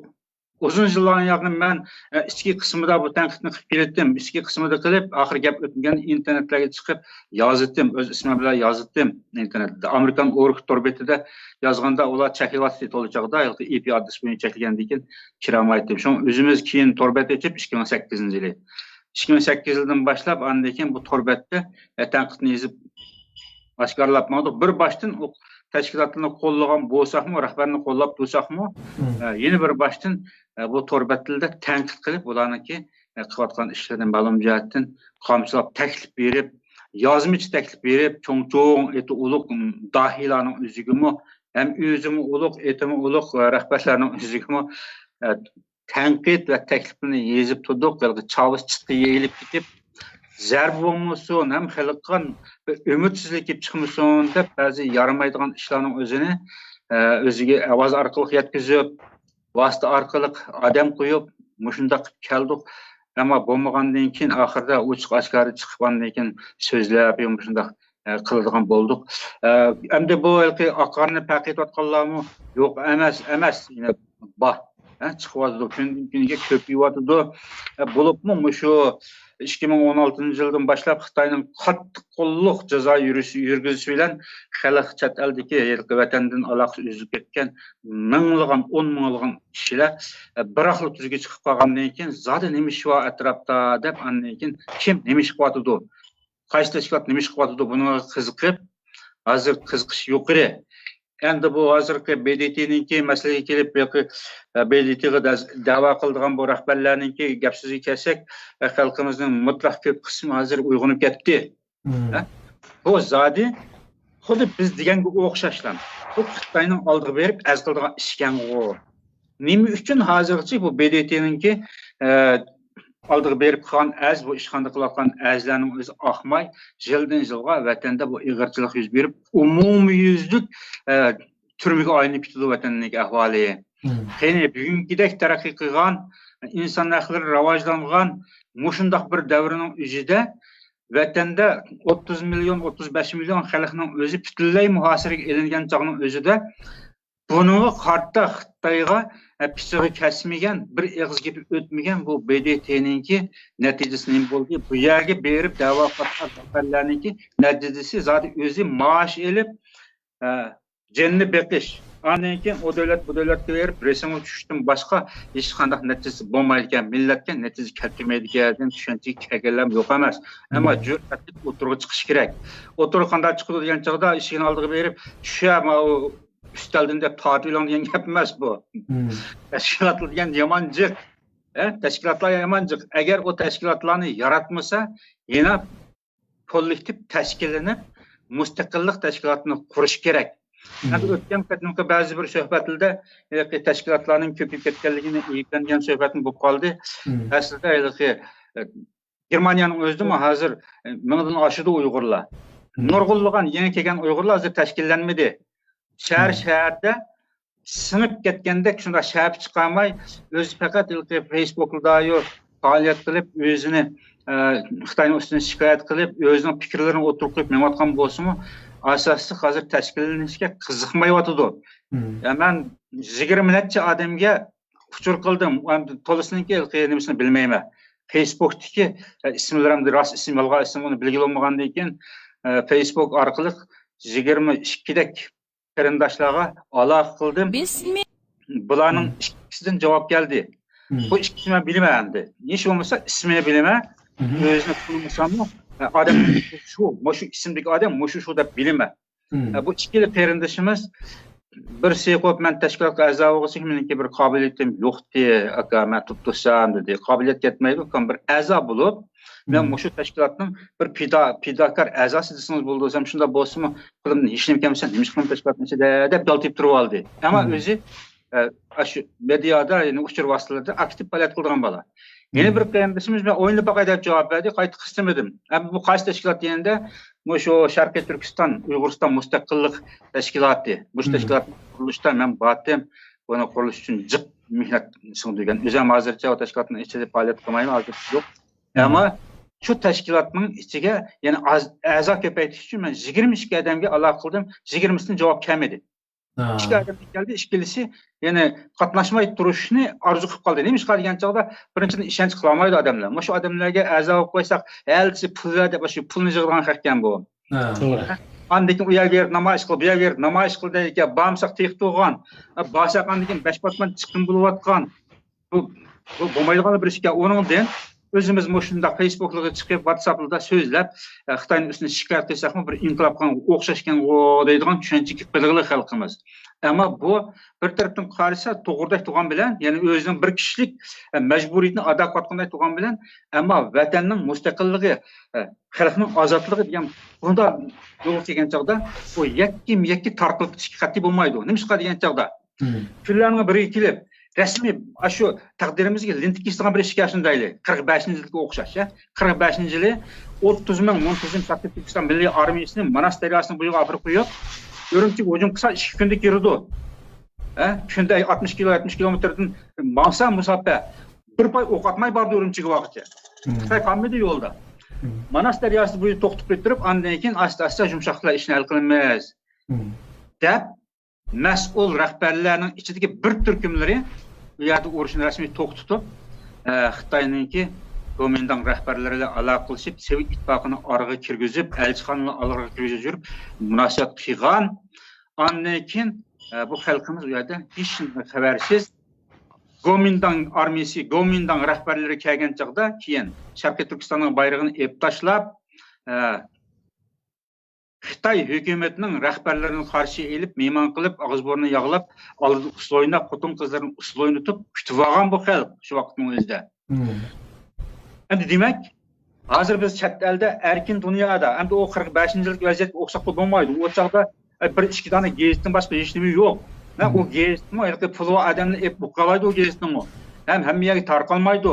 Nati, yoki tashviqot yetarsiz vaqt. Hozir chet elda bir kunlik ichida dunyoni olinib chiqadigan bo'lib ketdi hozir uchur aloqa. Bundaq chog'ning o'zida odamlar tashkillanib, agar mavjud tashkilotlarni yaratmasa, o'zi guruh tashkillash kerak, 50 odam, 20 odam tashkillanib, tayyor bo'lib turish kerak. O'zining programmasini, milliy irodaga, milliy manfaatga uyg'un programmani tuzib tashkillanib, endi shu bizning yetakchilarlik markaz o'tirib chiqqan chog'da biz shuni qo'shilamiz deydigan mundaq bir tayyorlik bo'lishi kerak. Agar undaq bo'lmagan chog'da huquqda bir o'zgarish bo'lib, Xitoyning uchun chang bir o'zgarish bo'lib, unda bo'lsa Xitoyning mustamlik ostidagi millatlar nima talab qilsa degan chaqda, bir turkum munofiqlar nima javob berdi? Biz mustaqil bo'lmaymiz deydi. Biz davlatni boshqara olmaymiz deydi. Oyada bir zaytoni bo'lyapti, Ramazonda og'zimni buzib qoldi, menda gapim qilgan chaqda og'zimni buzyapman qarindoshlar. Men og'zimni buzmaslik uchun ajoyib tirishmayman. Shundoq tirishmayman, ammo vatan millat taqdir degan ma'voga uyulayotgan bir millatning taqdirini gapga qanchaqda og'zim buzilib ketgan qarindoshlar, Ramazonda adam tillaydi deb menga azizommagan qarindoshlar uchur qildi. Men o'tgan qatim fikrda til yetib ketganman, ochangning yerini qo'yib berdim o'tirmadan Xitoyda. Texnologiya Ramazondan boshlagan oqshimsi, bu shunday gapni sizning og'zingizdan chiqishini kutmaydi deb norozi ketibdi. Norozi bo'lmang qarindoshlar. Ayada bizning urug' dapsanda qilyapti. Hayvondan battar dapsanda qilyapti. Qotanga solab qo'ygan moddiy eshakdan battar dapsanda qilyapti qarindoshlar. Mushundaq vaziyatning o'zida yana shu millatning taqdiriga qarta Xitoy tarafı turib harakat qilayotganlarga qarta to'rt eg'iz gapni qilib qo'yinglar. Endi bu zaytoni bola nima deydi desa, shunda aktiv faoliyatdan bola. Xitoy bu yerdan chiqish deb Uyg'urlar mustaqil bir davlat qurib qo'ysa, boshqaranmaydi yani dedi. Uyg'urlar bir yezini boshqaranmaydi deydi. Bir yezini quramaydi Uyg'urlar. Yani mushu aktiv faoliyatchi odamlarning og'zidan chiqayotgan gap qarindoshlar. Endi bu shunday odamlar, mushundaq odamlar, aktiv faoliyatchi odamlarga Amerika mushundaq odamlarni so'ziga taklif qilib qolsa, vakil kanchilardi. Albatta, mustaqilchilarning vakilini taklif qilsa, o'z vaqtida 45-yil shunda bo'libdi ekan.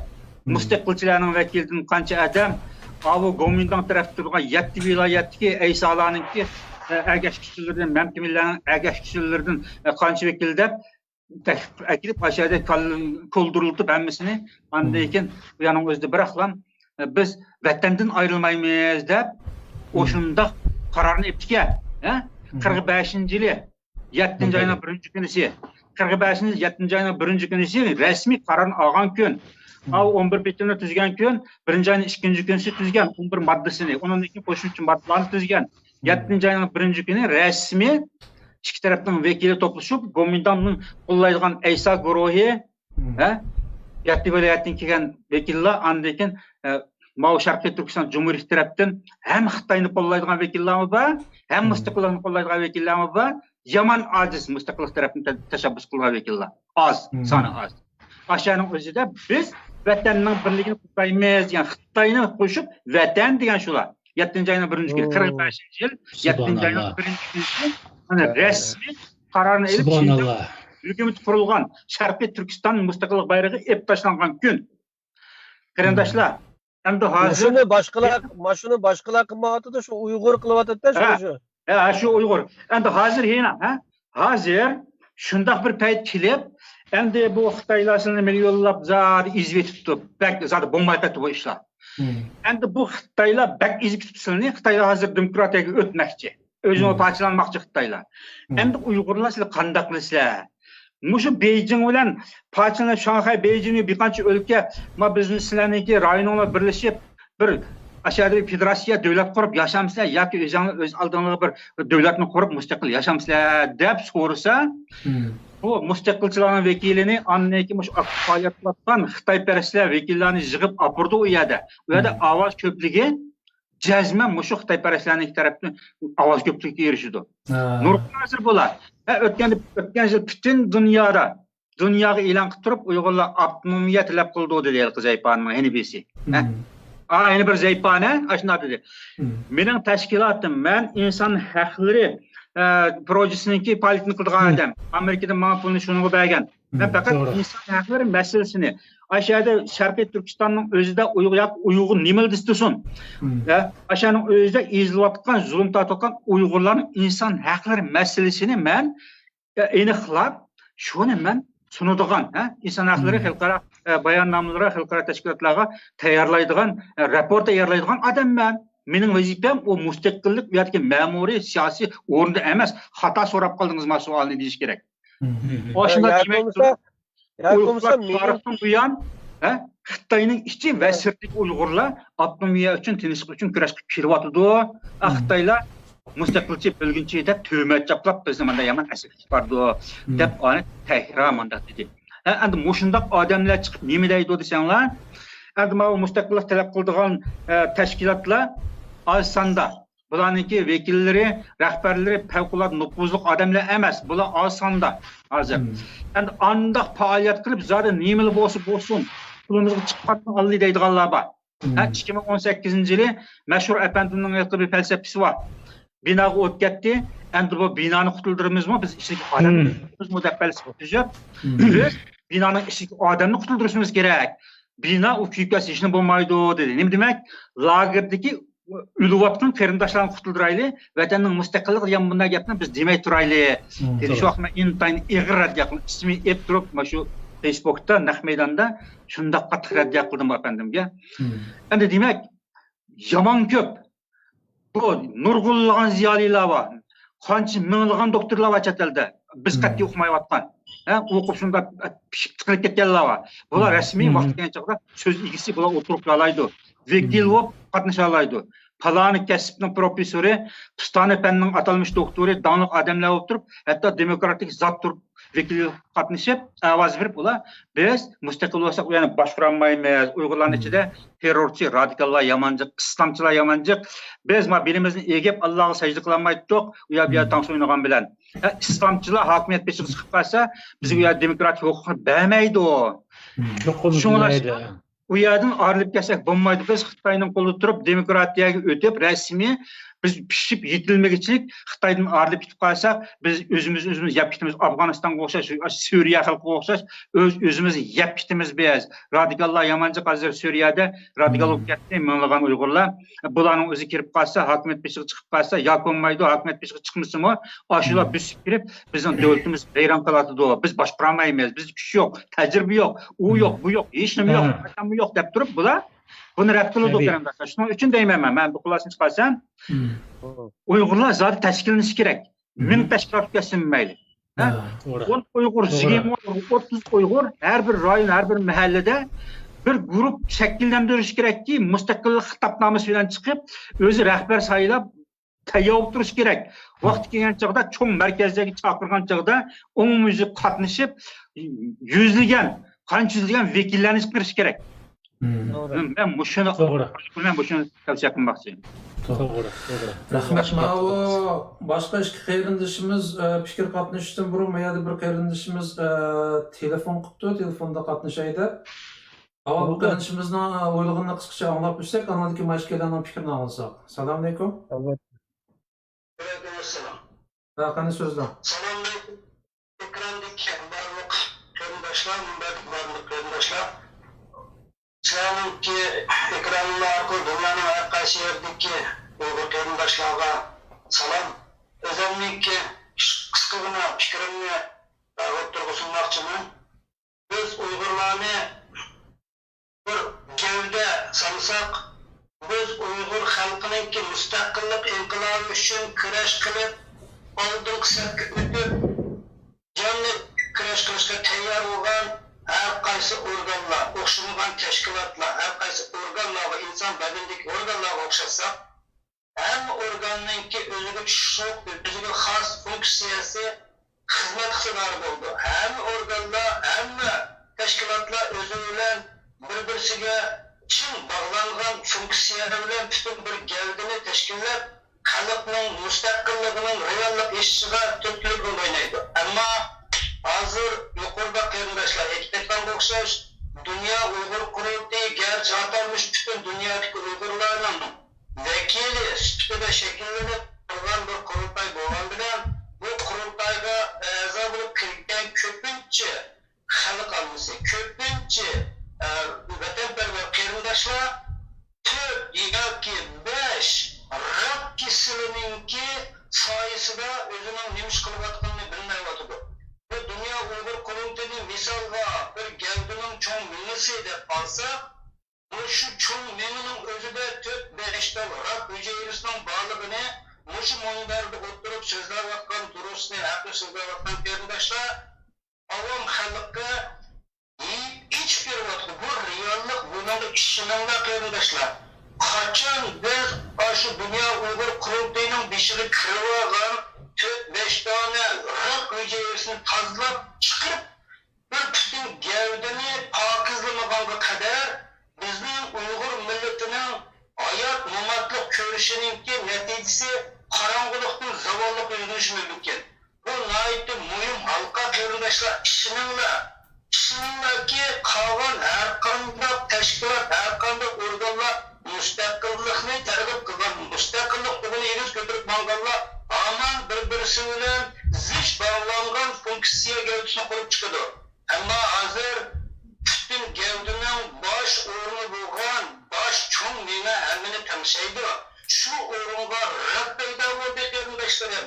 Shu rabni vaqtida tozalab elib o'tgandan keyin Dünya Uyghur qurultayiga o'xshash pokiz bir qurultay agar qolgan butun tashkilotlarga yana qaytadan bosh bo'lib, Dünya Uyghur qurultayining cho'ng mingisini tashkillagan a'zo organ hujayralar mushu o'tgan qarindoshlar o'sha saf niyatda g'urur bilan jonini tikib qo'yib, o'zining butun asrasi bilan vatan millatning mustaqilligidan boshqa hech nimani resmiga qilmaydiganlar bo'lsa, u vaqtda butun dunyodagi qurultay, butun dunyodagi tashkilotlarning hammasini ismini yugurib akilib, Dünya Uyg'ur qurultayi deb atab, dushmanning ko'ziga mixlab, yuragiga o'qlab qadilib, vatanimizning mustaqilligining realligini tez vaqtda amalga oshirishimiz mumkin. Hozir bizga bo'layotgan eng foydali shart dunyoda Xitoy virusining ta'siridan dunyoda iqlimlar cho'ng o'zgarib ketdi. Bizga foydali bo'ladigan xalqlik paytning kelib ehtimolligi bor. Agar bizning Uyg'ur millatining mustaqillik inqilobining gavdasi bo'lgan cho'ng mingislar mushu rab bo'ladi ekan, bu rab sizlar bilasizlar, rab kasal, noiti yomon kasal, noiti tez tarqaydigan kasal. Xuddi iblis Xitoyga o'xshash silib kirib oxirida vayronchilik qiladigan kasal. Shuna diagnoz dastlab qo'yildi. Mana shu o'tirayotgan qarindoshlarimiz eng yaxshi mutaxassis doktorlar desak xatolashmaymiz. Muşu qarindoshlarımızın o'rtaga tashlagan gaplariga ishoninglar, xalq ishoninglar Uyg'urlar. Aqibatining qandoq bo'ladiganligini oldin Alloh tashlayotgan qarindoshlarımizga ishoninglar. Biz hammamiz iymonimiz bor, musulmon Uyg'urlar ekanmiz. Biz o'zimizning kasal bo'lgan yerimizni ko'rsatib berayotgan yana bir musulmon illat qarindishimizning da'vatgan so'zini e'tirof qilaylik. Bizda o'tag'an mushu qarindoshlarimizni shaxsan mening qarashimcha hech qanday yomon niyat yo'q. Bularning har qaysisining o'z oldiga o'zining halol amgiki bilan oilasini qamdab, o'zining jinni beqib ketadigan qudrati bor. Ammo ichidagi urg'ut chiqayotgan o't, vatan millatning ozodligi uchun deydigan bir o't bor. Mayli siz qaysi tashkilotga, qaysi organga bog'langan bo'lishingizdan qat'iy nazar, cho'ng nimmadagi raqni tozalashga har bir Uyg'urning mas'uliyati bor. Chunki bu gavdada bir yuzayli kasal bo'lsa, to'qimga ta'sir qiladi. To'qimlar kasal bo'lsa, organ kasal bo'ladi. Organlar kasal bo'lsa, bu gavda o'ladi, bu muqarrar. Yetimligida rahmat. Rahmat sizga. bo'ldi. Ama qarindishimiz nihoyatda yaxshi fikr berdi. Abdurimjon yurak tekkidek gaplarni qildi. Haqiqatan bu yerga chiqib o'tirishimizga maqsadimiz shundoq yurak so'zlarimizni qilish orqali xalqimizga nima deymiz, haqni ayirish ishini o'zlariga tashlab qo'yish. Ya'ni ba'zi qarindoshlarimiz yozibdi, bu yerda hozir xalq bilib bo'ldi deydi, bu hozir o'tirdik nayranglarni, suiqasdlarni bilib bo'ldi. Amdiki savol nima qilishimiz kerak dedi. Bu vaqtdan keyin to'xtalamiz. Oldi bilan Abdurimjonning yurak so'zini oldik. Boyagi savol haqida mashq qarindishimizning yurak so'zini bir anglaydi. Ben aldırıp kettim erkin ben gapni tatmasam. Xo'sh, mening qo'zg'imni chep zaten gap qilish bittasida to'xtab o'tirsa gap qil. İsimli kelgen bak qiyinib qolgan chog'da isi kelganda davomimiz unutib qoldik shu ekanchu. Hamda hozir mana bu Abdurimjonninki so'ziga mos holda deydigan gapim nima degan chog'da hamda biz hozir shu qarindoshlarimizning orasida nurg'un yaxshi niyat bilan bo'lsin yoki radiya bilan bo'lsin bular qanday bo'lsin bir harakat qilayotgandan keyin nimishki bularni tishlab tortaversizlar, nimishki sizlar bundaq dushmanlik qilsizlar, nimishki qarshilik qilsizlar va yoki dunyo Uyg'ur qurultiyi sizlarga nima taqashdi, sen kimding, agar yoki bo'lsa qila olsang sen o'zing qilavermamsa degandek savollar bilan bu maqsadni boshqaga burab ketib qolgan ishlar borchu. Yaxshi niyatdan bo'lgan da'vatga insonlarmi bor. Endi buningga savol bilan boshlash kerak, to'g'ri? Biz mushu xalqimizga mushu haqqoniyatni, haqni o'ttirib qo'ymasak nima bo'ldi degan chog'da boya Abdurim tarixiy va yaqinqi zamonda o'tgan ziyonlarni bizga millatimizning beshik kelgan bu kulfatlarga sabab bo'lgan sabablarni anglatdi. Ve mana shu bo'lib qilish ehtimoli bor ishlarni anglatdi. Mening shaxsan bir kishilik o'zimning Umid Uyg'ur bo'lish salohiyatim bilan ansiraydiganim nima degan chog'da men shu xalqimga deydiganim, men nima uchun bundaq o'ttirg'i chiqib, shu sizlar qarindoshlar bilan men xalqimga dunyo Uyg'ur qurultiyining ichidagi shu mengisiga boyaqi qarindoshimiz degandek shu mengining ichiga tushgan bu rokni xalqimiz e'tirof qilish kerak to'g'risida nima uchun bunchalik jafo tortaman, nima uchun bunchalik so'zlayman degan chog'da mening ansiraydigan bir yerim bor. Mening ansiraydigan tarafim boya shu Xitoy Birlashgan Davlatlar Tashkiloti ya'ni BDT deganni hozir Xitoy kontrol qilib ketdi dedik. Va bu Birlashgan Davlatlar Tashkiloti deganni Xitoy xalqimizga cho'ng bir yoq ko'rsatdi va hozir Birlashgan Davlatlar Tashkiloti deganda ilingan qarorlar albatta Xitoyning manfaatiga yetmasa ilinmaydi u yerda. Endi bu yerda mush inson haqlari, kishilik huquq, o'z taqdirini o'zi belgilash degan safsatalar bilan Sharq Turkiston mustaqillik davosini Xitoyning ichki masalasiga aylantirib qolganlarningki dan shundoq so'rashimiz kerak. Xitoy parçalanamdı desek bular ya parçalandı deyiş mümkün ya vaytang deyiş mümkün. Çünkü bularning ichida mushu kishilik huquq, inson haqlari, o'z taqdirini o'zi belgilash degan davoni mushu harakatlarni qilayotganlar mushundan non tepiyotganlar. muşunundan ayrılıp kıyıp kalsa, Xitay demokratiyaga o'tib ketib qiyib qalsa, bularga non yo'q. Chunki bularning boshqa kasbi yo'q bundan boshqa. Endi sen bil, men hotelda ishlayman, men ma hoteldan chiqarib olsa, yana bir hoteldan ish tepib ishimni qilib ketavergan odam.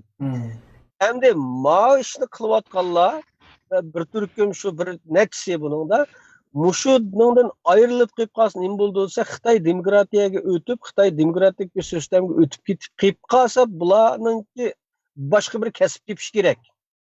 Bu bir. Endi Xitay demokratiyaga o'tamdi deganda o'tidi. Buning az qoldi. Xitay parchalanadi hatto. Endi mening ansiraydigan yerim shu parchalanadigan vaqtida Xitoyninki kelajagi uchun yani Xitoyning kelajagi uchun bu yerda Xitoyninki hozirgi ishg'ol qilib olgan toprakları Sharq Turkiston, Mongoliya, Tibet, hatto Guangdong yani Kantun deydi o Kantun. Bu topraklar Manchuriya, bütün mushu Xitoy hozir ishg'ol qilib olgan topraklar bilan Xitoyning asl toprakları ustida bu yerda hatto hozir uyg'onmagan 50 necha millat deganning ichida nurg'uni uyg'onib ketishi mumkin Xitoy parchalansa. Endi shunday bir fursat kelgan vaqtida bu yerda bir ustal quriladi. Bu ustalga o'tiriladi. Xitoy bilan birga o'tirildi bu yerda. Bu yerda o'tirgan vaqtimizda Uyg'urmi bo'lish kerak. Bu yerda cho'qim Tibetmi bo'ladi, Mongol bo'ladi. Shu Xitoydan parchalanib men mustaqilligimni talab qilaman deydigan millatlar u yerda bo'ladi. Hatto Xitoy bilan birga yashab turib demokratik asosda Xitoylar bilan birga yashab ketaman deganlarmi bo'ladi. Ammo shu ustal qurilgan vaqtida Uyg'urlarga vakolatan o'tiradigan odam shu insonlar u yerda jiqqosi bir 4-5 dan oshmaydi, jiqqosi 5-6 odam bo'ladi u yerda. Ya 1-2 bo'ladi shu ustalda o'tiradigan. Ve şu muzakirlarni qildiganlarmi xuddi boya Abdurahimjon qarinishimiz degandek bizning Sharq Turkiston milliy armiyamizning shu Manas daryosida shu yerda to'xtab qilib, Urumchiga 2 kunlik qolgan borolmaganlikka sabab bo'lgan 5-6 odam bo'lganidek, hozir mana tarixdan boya Abdurahimjon qarinishimiz deb o'tib ketdi. Eng odamning yurak bag'rini ziyda qilib o'tgan narsa ashunchalik to'kilgan qonlar, jonlar badliga ana shu 5-6 odamningki qarori bilan bir millatning taqdiri mushu holiga qoldi. Endi bu chog'da Birlashgan Davlatlar Tashkiloti, Yevropa Birligi, Islom ishbirligi tashkiloti degandek dunyodagi cho'ng tashkilotlar yo'qdi u yerda, shohid emasdi. Endi Xitoy demokratiyaga o'tadigan ya parchalanadigan bir sharoit kelib, bir shundaq bir fursat kelsa, kelishkimi oz qoldi. Bizning Uyg'ur xalqimiz boya Abdurahimjon degandek o'zimizning haqiqiy mustaqillik ruhida bir yerga kelamisak, biz o'zimizni shuningga hozir qilamisak, mushu hozirgi aldamchilarning aldam xaltisiga bo'pti ashlar Birlashgan Davlatlar Tashkiloti ko'rib hamda bir ishlarni qilyapti emasmi? Bu jimtu sanglamamdan degan bilan hamda ashlarning ish qilishiga yo'l qo'ysanglamamdi degan bilan ustalga ashlar o'tirdi. Bular nima bo'ladi desa, xuddi shu ayni vaqtda shu 40-yili qandoq bizni yanılı Gomindan'ı bağlap bizni Xitoyga munqariz qilgan shu 5-6 odamga o'xshash, bular boya Abdurahimjon degandek shu ustalda biz Xitoydan bo'ldi, Xitoy bilan birga yashab demokratik asosda yashab o'tib ketaylik deganga imzo qo'ysin nim bo'ldi ashada.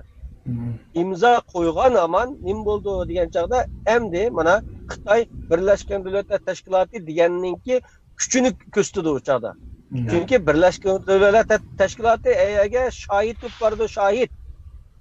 Ve Avrupa Birligi shohid bo'lib İslam ishbirligi tashkiloti degan hozir butun Xitoyning g'alchisi. Ular u yerga nimaga berib shohidlikka bordi. Shuni bilan yodim bo'ldi desa, biz hozirgacha qandali bo'lmasin, qo'limizda bor Sharq Turkiston Cumhuriyeti degan qurilgan bir davlatni Xitoy ishg'ol qilib oldi degan da'voni qilyapmiz. Qo'limizda rasmiy bor. Ammo Xitoy ishg'ol qilib oldi deganimizga Xitoy men ishg'ol qilmadim. Bu o'zimning to'prog'im desimi, bu yerda bir qurilgan cumhuriyet bo'lganligi uchun bizningki bu yerda bir tasmirimiz bor. Ammo bu da haqiqatan shunda bir ustal qurilib,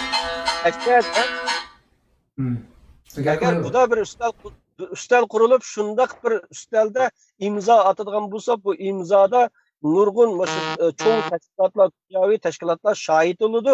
Uningdan keyin biz Sharqi Turkiston degan narsani og'zimizga olmaydigan bo'lamiz. U vaqtida mana Uyg'ur rasmiy yo'q bo'lgan. To'g'ri. Erkin, senekini bir olsak.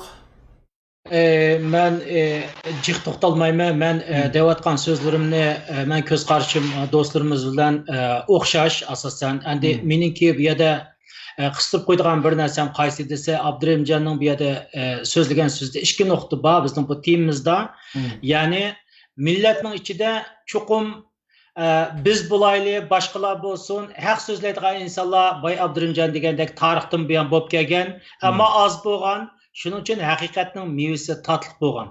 Endi haqni so'zlaydigan insonlarimizningki men yana ko'p bo'lishini tashabbus qilman. Bu da deyishimdagi sabab nima desa, bir inson bir narsani bilib turib, bir xatolikni bilib turib, uni tuzatmasa, shu xatolikni o'z qo'li bilan ish qilgan bo'ladi.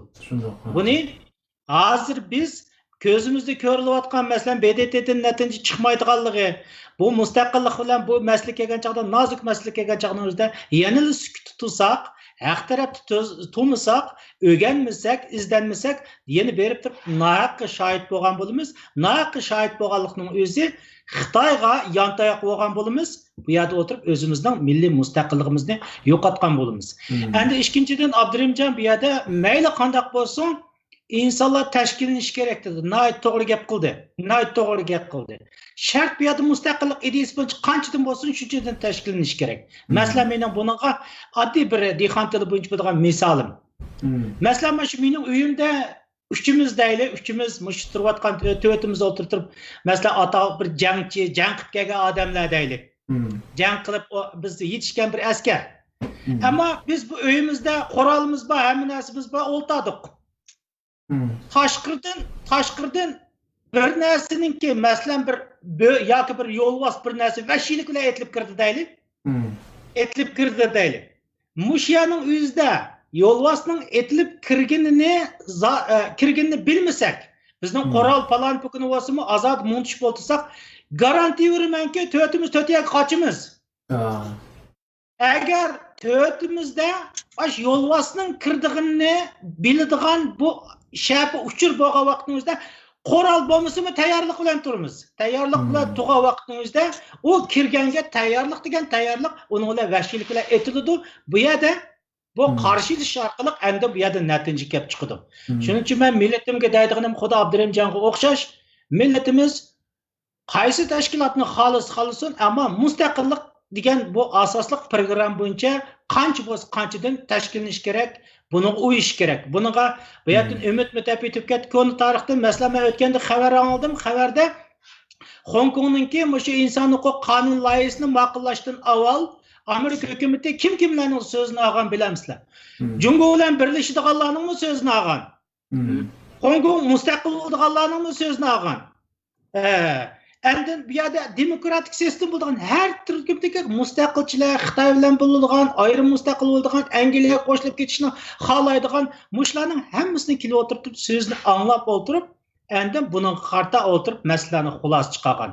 Boy degandek haq so'zlaydigan insonlarimiz qancha ko'p bo'lsa, siyosiy masalalarni qancha yo'rtib bersa, biz bu yerga chiqib o'tirib ekranni egallab olishni maqsadimiz emas. Masalan, bizdan bilimlik başqa nurg'un ziyonlarimiz var chiqsin, bu yerda o'tirib mukammal strategiyani ko'rsatsin. Bu yerda bizlar demayli boshqalar chiqib anda qolsa, bizning deganimiz xato bo'lsa, BDTdan natija chiqmaydigan edik, anda qolsa buni dalillasin. Yoki bo'lmasa faktlarni o'tirib qo'ysin.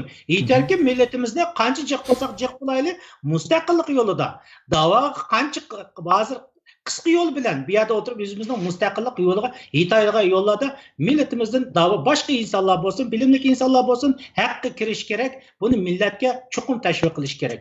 Bugun Amerikada qarasanglar, Amerika o'zi radio ochib, Xitoyning o'zining davlatiga qanchalik singib kirganligini, qachon buni yap bo'lganligini odatki xalq bilmasa, ya'ni shu siyosiy yo'llar o'tirg'i chiqib, "Wake up America" deb tovlayotdi. Qarindoshlar, Amerika chiqdi.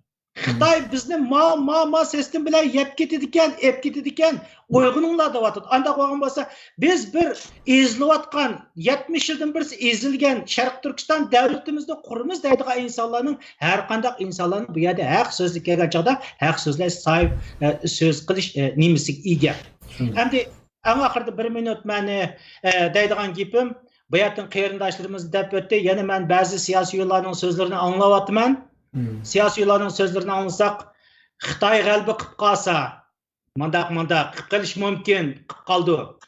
Amerika g'alaba qilib qolsa, Uyg'ur betaraf turib qolsa deydigan heliqi qat'iy kechiringlar, men odatda sat gap qilmayman. Bugun bir og'iz sat kesh quruqsa, heliqi heji qizning so'zini qilib yana tahlillar boshladi-da bu yerda. Men shundaq heji qizlarga men bugun deb qo'yay. Xitoy to'liq yonpashga chiqdi. Xitoy halok bo'ladi. Inshaalloh bugun ro'zli davatimiz halok bo'ladi. Mandaq yolg'on tashviqotdan endi qilmang. 5 yil inshaalloh va inshaalloh Xitoy kommunistik hokimiyatining yer bilan yakson bo'ladigan yili. To'g'ri. Dunyo bu turg'unlik holatda o'tirib, dunyo o'tirib ikkinchi bir ochliq bilan o'ladigan kunni kutmaydi. Mushu bugungi dunyoni mushunda holatga akib turayotgan CCP hokimiyati. Eng avval bu hokimiyat hozir butun dunyoda qarab olsanglar, o'zi 7 davlat 80 trillion dollar pulni Xitoyga otyapti. Buni to'laysan deyapti. Butun dunyoning sud media organlari Xitoy hokimiyatini xalqaro sudga ochish kerak deb turib, butun dunyo tang harakat qilib asta-asta uyg'onib qo'zg'alyapti. Bu yerda adolatli kuch Amerikaning yoniga yig'ilyapti. Shuning uchun bu yerda bunga o'xshash insonlar o'tirib millatga hech bir zaman xato uchurni bermaslik kerak. Biz bugun Xitoy bilan butun dunyo bilan birlashib Xitoy hokimiyatiga qarshi jangning ichida. Shuning uchun Bayatun Abdurimjonning so'ziga qo'shilaman men. Turg'unlik degan narsa bo'lmaslik kerak. To'g'ri. Bizda bugungi kunning o'zida turg'unlik holatini saqlash deganligimiz biz jangning ichida. Dünya zaten Xitoy bilan jangning ichida, biz Xitoy bilan jangning ichida. Turg'unlik holati turish deganlikning o'zi yoki Xitoy g'alib qilib qoladimi, yoki Amerika g'alib qilib qoladimi, o'tirib tursa qanday bo'ladi deydigan kun yo'q. Uyg'urlarni tashviks yo'qotadigan planni qilib qo'ygan. Bugun jangning ichida tug'anligimizning o'zi, sukutning ichida tug'anligimizning o'zi, Amerika bilan hamkorlashganligimizning o'zi, moyati berib Xitoyga yordam berganligimizning o'zidan boshqa narsa emas. Yine deydigan gapim shu. Erkinning tashviqotlarni bermaslik kerak. Xitoy hokimiyati bu yil mayli qanday qilib bo'lmasin, buni ma'u Xitoy hokimiyati dunyoga silayotgan ziyon masalasi tufayli oqni qora, qorni oqib o'rib etmasa, va dunyo ikkinchi bir sistemaga, normal hayot sistemaga o'tamaydi. Bu yerda buning bir fakturasi chuqur o'tilish kerak. Bunun bir çoxum bedel to'laydigan, buni o'tirib bu yerga bir bomba etildigan bir taraf bo'lish kerak. Bu cho'qim bo'ladi. Shuning uchun millatimiz, xalqimiz mening boshdan oxir qilayotgan tavsiyatim mush do'stlarimga siz Amerika. Xitoy eng ajallik holat turayotgan bo'lgandan keyin millatimiz Amerikaning yo'lini tanlash kerak. Hozirgidek heji qizlarcha o'tirib Amerika g'alaba qilib qolsa, Xitoy g'alaba qilib qolsa, o'tirib turib qolsak deydigan gaplarni millatimiz demas kerak. Chunki biz jangning ichida. Rahmat. Rahmat. Erkinning gapiga bir qo'shimcha qilgim bor, meniki jasorat Sen qisqaroq deyli. Endi hozir Erkin deb o'tib ketdi, strategiya degan bir gapni qilgan vaqtida kallamga bir nima keldi. Hozir xalqimiz shuni aydin qilish kerakki, Sharqi Turkiston xalqi uchun, yani bizimki mustaqillik davarımız için Şarkı Türkistan'ın mustaqilligini aniq ifodalamagan strategiya bizning Şarkı Türkistan'ın stratejisi bo'lamaydi. Shuning uchun bu yerda xalqimizning qaymoqtiligiga Erkin degandek biz madaniyatimizni tanishtiraylik va yoki biz endi manda qilsak bo'lamdiki degan dunyo hozir Dünyadaki demokratik eller Xitoy bilan hozir urushga biz urushga kirmamdiqni emas. Mushu demokratik eller bilan urushning ichiga teng kirishimiz kerak hozir darhol. Bu bir strategiya. To'g'ri.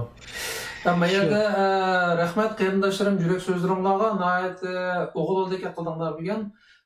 Amma yerda bir qarindishimiz takror so'radi, Ahmad degan qarindishimiz Mishada o'tgan mushu erkaklar deydi, mushu Vankatibni ekranga taklif qilsanglar Aşnыңda 100 liranı paranlaşkan bolsаңlar qanda sizlar tayyormi deydi. Men deyman, Bu qarindoshlarimiz tayyor, har zaman tayyor. Har vaqt. Bu Biz anaqa tayyor. 2017 boshlab mush ekranlar ochilgandan yog'i bu Vankatovni izchil taklif qilyotdi. O'tganda jiqtirishdi. Mushu Seyit Tomturuk qatorliq bular qo'shilmaydiganlar bilan bir ekranga chiqib, bo'lgan ishni o'tirib to'kinglar deganda Seyit Tomturuk men tayyor dedi. 10 qatim dedi bu gapni. Vankatov hozirgacha jur'at qilolmayotdi. O'g'rining yurib qo'yib. Agar Vankatov yoki uning kuchliklari, uning atrofidagilari har qanday birisi chiqib bizning ekranimizda mushu 3 erkak bilan munoziralashimiz desa, bizning eshigimiz, ekranimiz har zaman ochiq. Biz har zaman tayyor. Ham biz bakmi xo'shal bo'lamiz. Agar bular chiqib biz bilan yuzlasha olsa, biz bakmi xo'shal bo'lamiz. Buni aniqlab qo'yishimiz kerak. Agar qarindoshlar kuchinglar yasa Vankatovni va atrofidagilarni tortib ekranga. Mening ekranim har zaman ochiq. Anadan keyin bir qarindoshimiz Abdurahimjon bir savol so'rabdi. Hozirgacha shu WhatsApp'dan nurg'un to'plar va Uyg'urlar orasida top nemiz top jim turmay bir men talishib o'tirgan to'plarjiq. Ash to'plar bo'lsin va yoki Facebook yoki Twitterlarda bo'lsin, bir narsani bek talashyapti deydi. Ya'ni doktorlar o'zini aqlash uchun doim 2005-yilda o'tirib qo'yilgan Myunxen xitobnomasi, ya'ni mustaqillik xitobnomasi deb ataydi-ku uni. Ashni o'tirg'a qo'yib biz izchil mustaqillik yo'lida menyapmizgo deb turib bordi. Mushunga Abdurahimjon nima Ali Ali Erkinjonmi nima? Boshqa qarindoshimiz bu, doim bir aktiv bir qarindoshimiz bu. Xo'sh. Ali Uyg'urjon. Shu savolni qo'yibdi, endi bilmayman, seningma ishda vaqting bo'lib qoldi. Vaqting chiqdi. İşte vaqti hozirroq bor. İşte vaqti hozirroq bor. İşte vaqti yaqinlab qancha men o'zim vaqt bo'lib qoldi deb atay. Ha?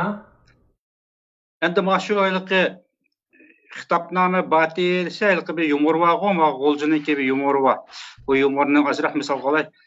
Ümit qo'shib kutdi. Ava dixon ichki bolalar öpkü kuzib yaydi deb shagi berib shuni qassobni öpkini epdi. Elib shuning bilan buni qanday quzdigandi deb qassobdan so'rab baqayli debdi. Deganda ekan ma'qulanda bo'lsa deb qassobdan so'rabdi. Buni qanday quzdi desa qassob deb berdi. Ya'ni to'xtab turib yozib olayli deb xotirlab epdi. Öpkini quzishni bütün jarayonlarni xotirlab bir qog'ozga yozib yanchiq sevdi-da. Sevilib bo'lib ketdi, bir yerda öpkini bir daraxtga esib qo'yib, so'gatni soyasi chaqchaq qilib o'za g'uljining chaqchaqlarini qilib kulishib o'ldisa, öpkini bir ishga ko'tirib ketibdi.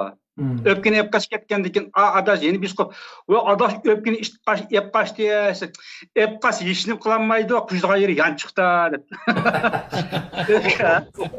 Öpkini ep qaç ketgan bilan ishim qilolmaydi. Biz uni qanday quzdiganlikni yezib yanchiq sevib olgan tursa, xotir biz qoldi yanchiq bo'lib. İşini qilolmaydi deb. Shuning o'xshash gap. 2005-yil Myunxen xitobnomasida Sharqiy Turkistonning 2050-yilga qolgan chaqda mustaqil qilamiz deb yozib qog'oz, o qog'oz 2005-yildan keyin qanday ishlar bo'lib ketdi dedinglar. Men qisqacha men misol qilib deyotay. Men ilki to'lib deydigan gapim bor. Rabiya Qodir xonimni anda qo'ldi, manda qo'ldi deb to'liq misol qolaman. 2012-yili 9-oyninki 9-oyning 16-kunidan boshlab Rabiya Qodir xonim bilan asosan munosabatni uzayotdik dedim. Uyg'uriston azad tashkiloti bo'lib turib biz Rabiya Qodir xonim bilan munosabatni uzayotdik. Nimishqa? Shu 2012-yili 9-oyninki 29-kuni Myunxen Bavariya o'lkasining parlamentida bir yig'in uyushtirmoqchi. Rabiya Qodir xonim shu yig'inga kelmoqchi. Biz buni xabarini anglab qoldik. Balki Yeşiller Partiyasining bir aktiv bir ayol var, Uyg'urlarni bak qo'llaydigan Margarita Bauzer.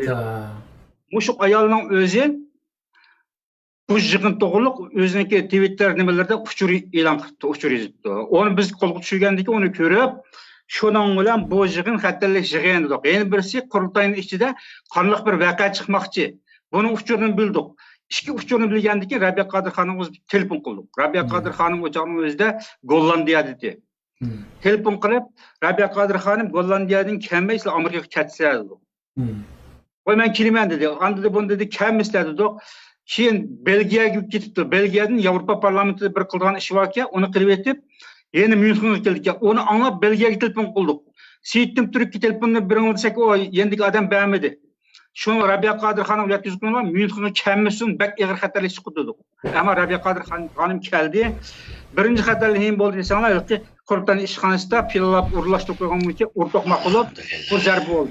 İkinci iş nima degan çağda şu Bavariya parlamentida yığın uyushtirgan. Bu yığınga Rabia Qadir xanım Uyg'urlarga vekil bo'lib qatnashdi. Dunyo Uyg'ur qurultayining birmuncha kadrlari, Münxendagi birmuncha atarman chaparman aktivlar, andan yaqin davlatdagi boshqa shahardagi Uyg'urlarmi keldi, alayda kelib bu yığınga qatnashdi. Bu yığın nima desa, bu yığınni şu vaqtida, ya'ni 2013 9 ayının 29 günü Bavariya parlamentida uyushtirgan bu yığınni Sosyal Demokratlar Partisi bilen Yeşiller Partisi sahiplik uyushtirgan. Bu Yeşiller Partisi bilen Sosyal Demokratlar Partisi öktüş partiya. Ma ülkede olanınki hakimiyetke katnaşamaydı bir avazı yok. Bu öktüş partiyalar bu yığını uyushtirib, yığının karakteri nima degan chaqda Xitay Kommunistik Hakimiyeti Partisi hakimiyetten yıkılgandan keyingi Jungo degan tema bu. Endi şu Xitay Kommunistik Partisi hakimiyet beşten yıkılgan çağda Jungo'da zadi tinchlik bulanıp olmamdı o. Ma Xitay Kommunistik Partisi deydi biz maş diktatör dep bizni eyiplanlar biz moşundaq bəlim jəhətdən qattiqlıq bilan muqimlikni tutmasak bu yanın özdə yəni qallıq vaqe kelib çıxdı. Muqimsizlik buzuldu. Jungo xalqı ağır aqibət qaldı. Şunlaşqa biz Kommunistik Partiya rəhbərliyi bunu məlum cəhətdən intizam tərtibini saqlatmısaq olmaydı dep moşuna deydi. Əgər Jungo Kommunistik Partisi Xitay hakimiyyətinin düşüb ketsə o çağdakı Jungo'da qandaq bo'ldi degandan keyin buning da Uyg'urlarning vakili Xitoy Demokratlar Partisi degan bir ko'pchilik o'ylayapman Yevropada. Ularninki yana nanaldan keldi Xitoy vakillari, Tibetni bir salib sayaqmashadi, yuradigan bir so'ltak vakillari, andan keyin Mo'g'ulistonniki bidani rahbari bor, o'zimni bir tashkilotim birladim bor. Bu qatorliq shu bu Jungodagi millatlarni, mustamlika millatlar asosli, mustamlika millatlar bilan andan keyin bu hakimiyet besiq chiqargan demokratik vakillar, Xitoy vakillari bu guruhlar birlashib, bu yerda yig'in ochib kelishdi, nima kelishdi degan chog'da Jungo Kommunistik Partisi hakimiyatdan tushgandan keyingi Jungoda millatlar inoq ittifoq yashay oladi degan xulosani e'lon qilindi. Bu ishni oldindan bilgan bu o'ktish partiyalar o'zini ko'rsatmoqchi edi-ku. Bu Germaniyada Xitoy bilan muomala qilib, yana Xitoy tarafni bir ishni qila olsa, aytdim moda bu yerda. Adama Yeşiller bilan Sosyal Demokratlar ma Bavariya parlamentida, Bavariya hukumatida hukumatga qatnashamay o'ktish bo'lgandan keyin bular mushu Jungodagi mushundaq kelishmaydigan millatlarning urushqa xalqlarni yig'ib biz birlashtirib, mana yarashtirib o'tirib chiqara oldik. Bavariyada hukumat boshqarishga bizaqliq deb o'zini o'tirib chiqarmoqchi bular, ko'zir qilib buni qo'llanganiki bular bu ko'zirga dasaydi. Endi bu ko'zirdan kim foydalansa Xitoylar foydalandi. Xitoy foydalandi. Andan keyin bu sohibxon partiyalar yig'inni ochib uyushtirgan bu partiyalar foydalandi. Eng chong foydasi Xitoyga bo'ldi. Xitoy Kommunistik Partisi bayram yig'ilgandan keyin bu yerda tinchlik, ya'ni demokratik tinch o'rinlashtirildi degan bu narsani ashaning o'zida 2012-yil 9-29-kunisi bular voy zat biz yashayolmaymiz, nima yashamaydik, biz hamiz birga yashab kelgan tarixdan buyon deb ifoda bildigandan keyin shuning bilan shundaq bir qatim taqdirimiz yozildi. Men shu nuqtadan shuningdan keyin Rabia Qadir xonim bilan biz tashkiliy munosabatimiz yo'q bo'lgandi. Ammo yana 5 kun tushganda qo'llab turdi qurultayning ichida rakkasi bo'lib ketgan, menisi rak bo'lib ketganlar, u xonimga zulm solgandan keyin uni qo'g'dab turdik. Ammo shu Rabia Qadir xonimning qo'li bilan qurultayni o'ngshaymiz deya umid qilyapti. Qurultayni o'ngshaymiz, mustaqillikni buni qaytarib akirimiz, buni mengislik rakni davolaymiz deydigan umid qilyapti, ishonchi botdi. Buni eng oxir 2017-yil 7-21-kuniga to'g'rilab, necha yillik kurashdan keyin shu yerga to'g'riladik. Ali Kengashning 2-qadamli yig'iniga. Yig'in ochilganiga 4 kun qolgan chog'da Rabia Qadir xonim oq bayroq chiqarib taslim bo'ldi. Buning taqdirligini hozirgacha deb bermadi. Mana buni jiqqatim deb ketdim bu ishni. Nima uchun shu taslim bo'lib, bu rahlarga tashlab bergan bu da'voning markazini deb Rabia Qadir xonimdan nurg'un qistab ketdim. Ammo buningga nayt yaxshi odamlar aralashib saloq qilganlar borki, Rabia Qadir xonim o'sibdan turib. Bu Washingtonda borki bular.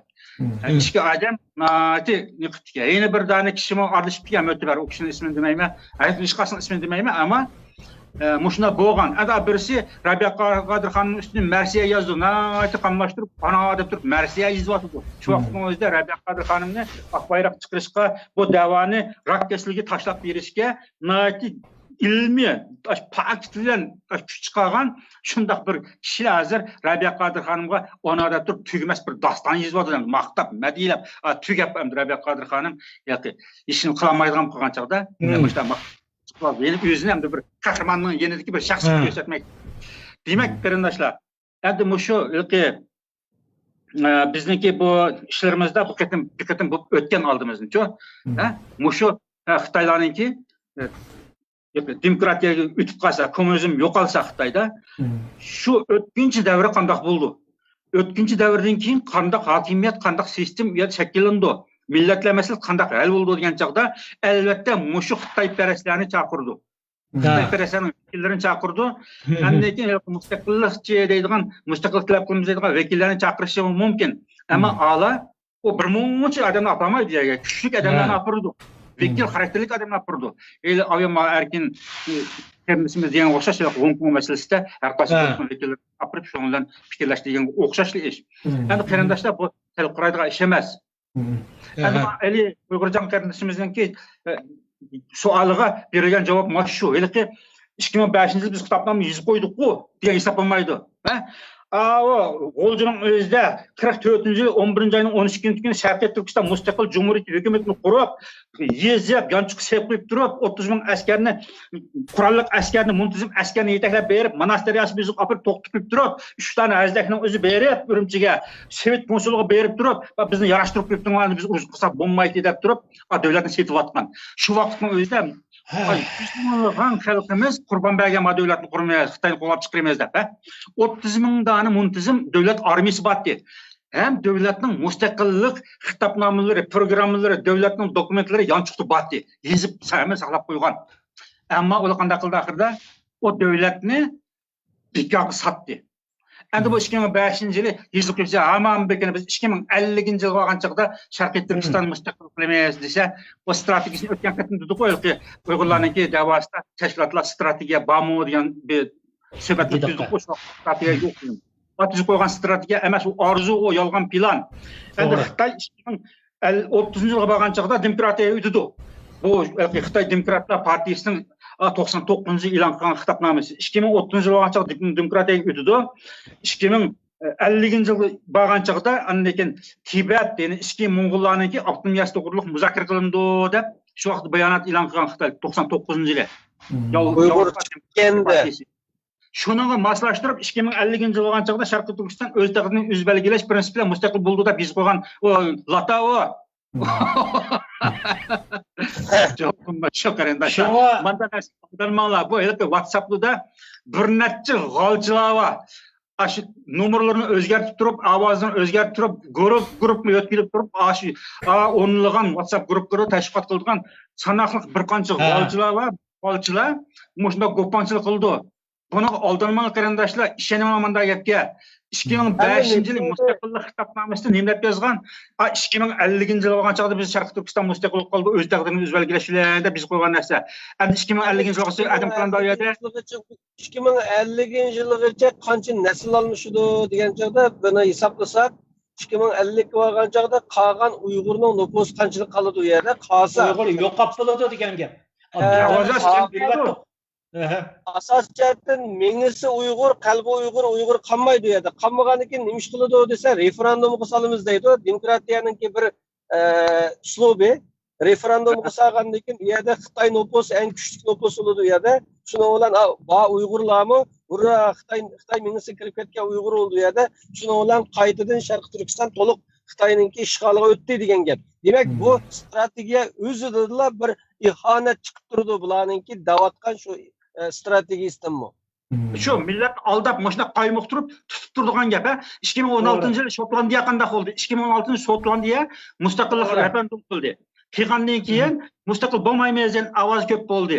Shu vaqtdagi mutaxassislarni Shotlandiyaning tarixiy tadqiqoti, siyosiy ishni tadqiq qilgan, milliy ishni tadqiq qilgan tadqiqotchilar Shotlandiyaning 300 yillik inqilobi mag'lub bo'ldi dedi. Shotlandiyaning 300 yillik inqilobining natijasi bugun mag'lub bo'ldi deb e'lon qildi shu vaqtning o'zida. Endi bu referendum degan 2050 yil olgan bag'ishlik hozir endi ayadi Xitoycha gap qilib bolalarimiz hamda yasidan Xitoy qilib chiqyapti. Bu bolalarning o'zi 2050 yil olganda 30 yoshga kirdi. Rasmiy chiqdi ular ovoz beradigan, mushketgan yigit bo'ladi. U vaqtda biz Xitoydan olmaymiz deb ovoz beradigan, bunda qadamni Uyg'urning nomidan ovoz berdi ular taqi. Shuna banda qiliki yolg'on yepindoq gaplarning o'zini tarqatganligi yuziga tukirish kerak WhatsApp'dagi ba'zi cho'pchilar va ba'zi qurultoyning rahbarlari va oz sonda ama nurg'un kishilar ben nurg'un tekrar dedim 2016 yildan keyin bu ishga aralashib qolayotganlar bor deb qiziqib ota onasini urutganlarni so'layotgandan keyin shuning bilan qiziqib shuni dard azob oqibatda bu vatan davosi masalaga qiziqib qolganlar bor ammo bu jarayonni bilmaydi. Bilmagandan keyin shundoq minglagan o'n minglagan qarindoshlarga bu afsunkash bu hayvon ifloslarning o'zi anda yolg'on gapni qilib taqasa ular rostga deb ishinib qoladi. Bu butunlay sahte Xitoyning tashviqotidimi zararli tashviqotlar bu. To'g'ri. Şu qarindoshlarım bu ishlarning mohiyatini mana bu ishni biladigan, tektekni biladigan qarindoshlarımızning og'zidan xalqimizga shundoq ochiq-chuchuk zog'ir tili bilan anglatsak xalqimiz tushunadi. Ham bu yerdagi qarindoshlarning yurigidan urg'ib chiqayotgan gaplaridan bu gaplarning hargiz saxta emasligi, haqiqiy sap real gapda ekanligiga ishonadi deb o'ylayman. Bugun asli yani 3-4 savol bor edi qarindoshlarim. Men qanoat asli qilamadim. So'ralgan savollardan nihoyat xush bo'ldim. To'liq javob oldim, ammo biz xato qildikmi deganga yana nurg'un savollar bor. Savolim tugimidi. Yana bir necha qatam avval qilgan o'xshaymas sizlarni bu temada. Biz xato qildikmi degandan keyin hamda yakunlab chiqarib aytgani bo'lmaydi hozir. To'g'ri nurg'un savollar bor, ammo shuni men shunday dey. Sharqi Turkiston agar mushu hozirgi xalqimizning mengisini qaymoqtirayotgan mushu inson haqlari kishilik huquq da'vosi qilib yana xalqimizni biz mustaqillik talab qilyotgandiku deganlar agar xalqimizni mushular mustaqillikka ip bora olsa agar mush degini bilan agar hayot bo'lsak shaxsan meni o'lim jazosiga bersa men hech qanday shikoyatim bo'lmaydi. Demak bu yerda shunchalik men mayada Ramazonda turyapmiz Janobi Allohning oldida hatto kerak bo'lsa Qur'onni tutib turib so'zlaymizki bu yerda biz xalqimizga bulardan bir mana aytgan chog'da samimiy niyat yo'q bu yerda. Haqiqatan shundoq. Endi bizni bu yerda kutadiganimiz nima degan chog'da bularmi Uyg'ur? Bularmi Uyg'ur? İnsanların içinde hatalaşmaydığı bulmaydı, hatalaşıdı. Tezrak şu hatalıktan yenip, mağlubiyetini kabul kılıp, yani hazır mağlup olan bir insan hakları kişilik hukuk davası degen bir nesi var. Yani mağlup bol diye bu. Yani burundan akmıgan, bunu Uygurlarga tinip kelgendi. Hatta halkımızın kaymoqtırıp kelgen. Yani muşunu kail olup, mağlubiyetke ne kail bulup, kabul kılıp, qaytadan to'g'ri yo'lga kirsa, mushu insonlar yana bir sapdan minib ketalaymiz. Chunki biz millatimiz, dinimiz, qanimiz bir. Albatta bizning birdan-bir dushmanimiz Xitoy. Ammo hozir Abdurahimjon Erkinlar degandek, mayada bo'layotgan xalqimizning mingisini qaymoqtirish va ip berayotgan harakatlar bularningki, Xitoyning azginidan, Xitoyningki silayotgan zulmidan ig'ir narsa. Chunki zulm insonni uyg'otadi. Ama mala full tuvatıdı. Müşahideçe boşun qarindoshlar gap tugimidi. Men abay degandek mening 3-4 savolim bor deb gam vaqt yetmagidek. Yana birdan dilishga yarım soat bo'lib qoldiribdi. Qarindoshlar sizlar charchadinglar. Men Germaniyada ishbtog'im 15 minut qoldi. Yana bir qatim hatto yana bir 2 qatim avval qilgandekman, ammo men temaga qiziqayotgan qarindoshlarimiz nihoyat ko'p. Müştab'dan özüm 60'ta qarindoshimiz qarab o'tirdi, ham nurg'un inkaslar keldi. Shunga ro'z demay inshaalloh yana avar qilmay sizlarni yana bir qatim ko'rishgacha omon bo'linglar qarindoshlarim. Xayr, Allohga omonat. Xo'sh, Allohga omonat. Hammanglarning ro'z kunlari muborak bo'lsin qarindoshlarim. Taqotiq so'zliga yerimiz bo'lsa, to'g'ri tushunasizlar. Bo'ldi, xayr. Yana bir ko'rishgacha omon bo'linglar qarindoshlarim. Xayr. Assalomu alaykum va rahmatullohi va barakatuh. Hurmatli qarindoshim, bu kech sizdan emas. Huzuringizda hikmatli so'zlar. Düşünge layık adam bolsalar saklaş güzeldir. Baş götürüş üçün bir mezgil baş çökürüş gerek. İşt bilen ilişip işt bolma. Eğer ilişsen yolvas bile iliş. Ya sunsun bilek, ya ki çoğaysın yürek. Şamal kayak güçlük çıksa, şu yakı yürügenini ahlat deymiz. İnsanlar güllerinin arasında tikenlerinin boğalıqıdan şikayet kıkıca, tikenlerinin arasında güllerinin yaratılğanlıqıga şükür kılışı lazım. Kişi özünün kim işkenligini bilmekçi bolsa, kimlerini söygenligiga qarsın. Qilishqa tegishlik yaxshi, foydali ishlarni ertaga qo'yma. Erta bo'lishi, lekin sen ertaga chiqamay qilishing mumkin. Kema qirg'oqda eng bexatar. Ammo kemining vazifasi u emas. Haq so'zni qilishga qodir bo'lamasang, nohaq so'zga bo'lsa-mu chavaqchanma. Bulg'angan muhitda uzun turgan kishining sap havoda beshi og'riydi. Kun ko'ray desang, kundan burun o'rningdan tur. Hurmatli qarindishim, bu aqalliya so'zlardan ozroq bo'lsa-mu bahra olsangiz, mening xushlig'im shu. Assalomu alaykum va rahmatullohi va barakatuh. Assalomu alaykum va rahmatullohi va barakatuh.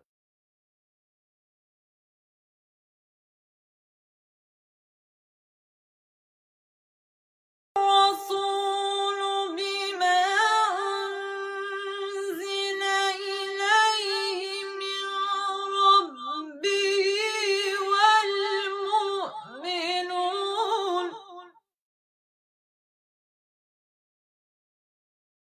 كل آمن بالله وملائكته وكتبه ورسله لا نفرق بين أحد من رسله وقالوا سمعنا وأطعنا غفرانك ربنا وإليك المصير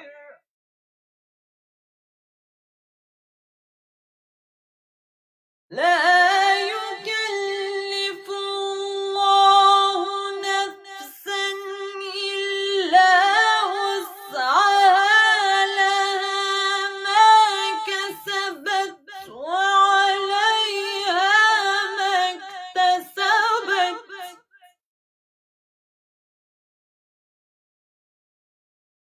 ربنا لا تؤاخذنا إن نسينا أو أخطأنا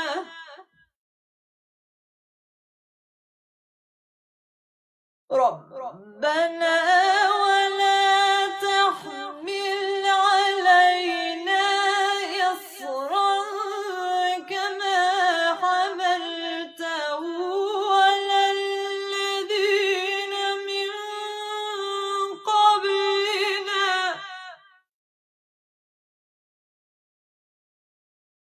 ربنا ولا تحملنا ما لا طاقة لنا به واعف عنا واغفر لنا وارحمنا أنت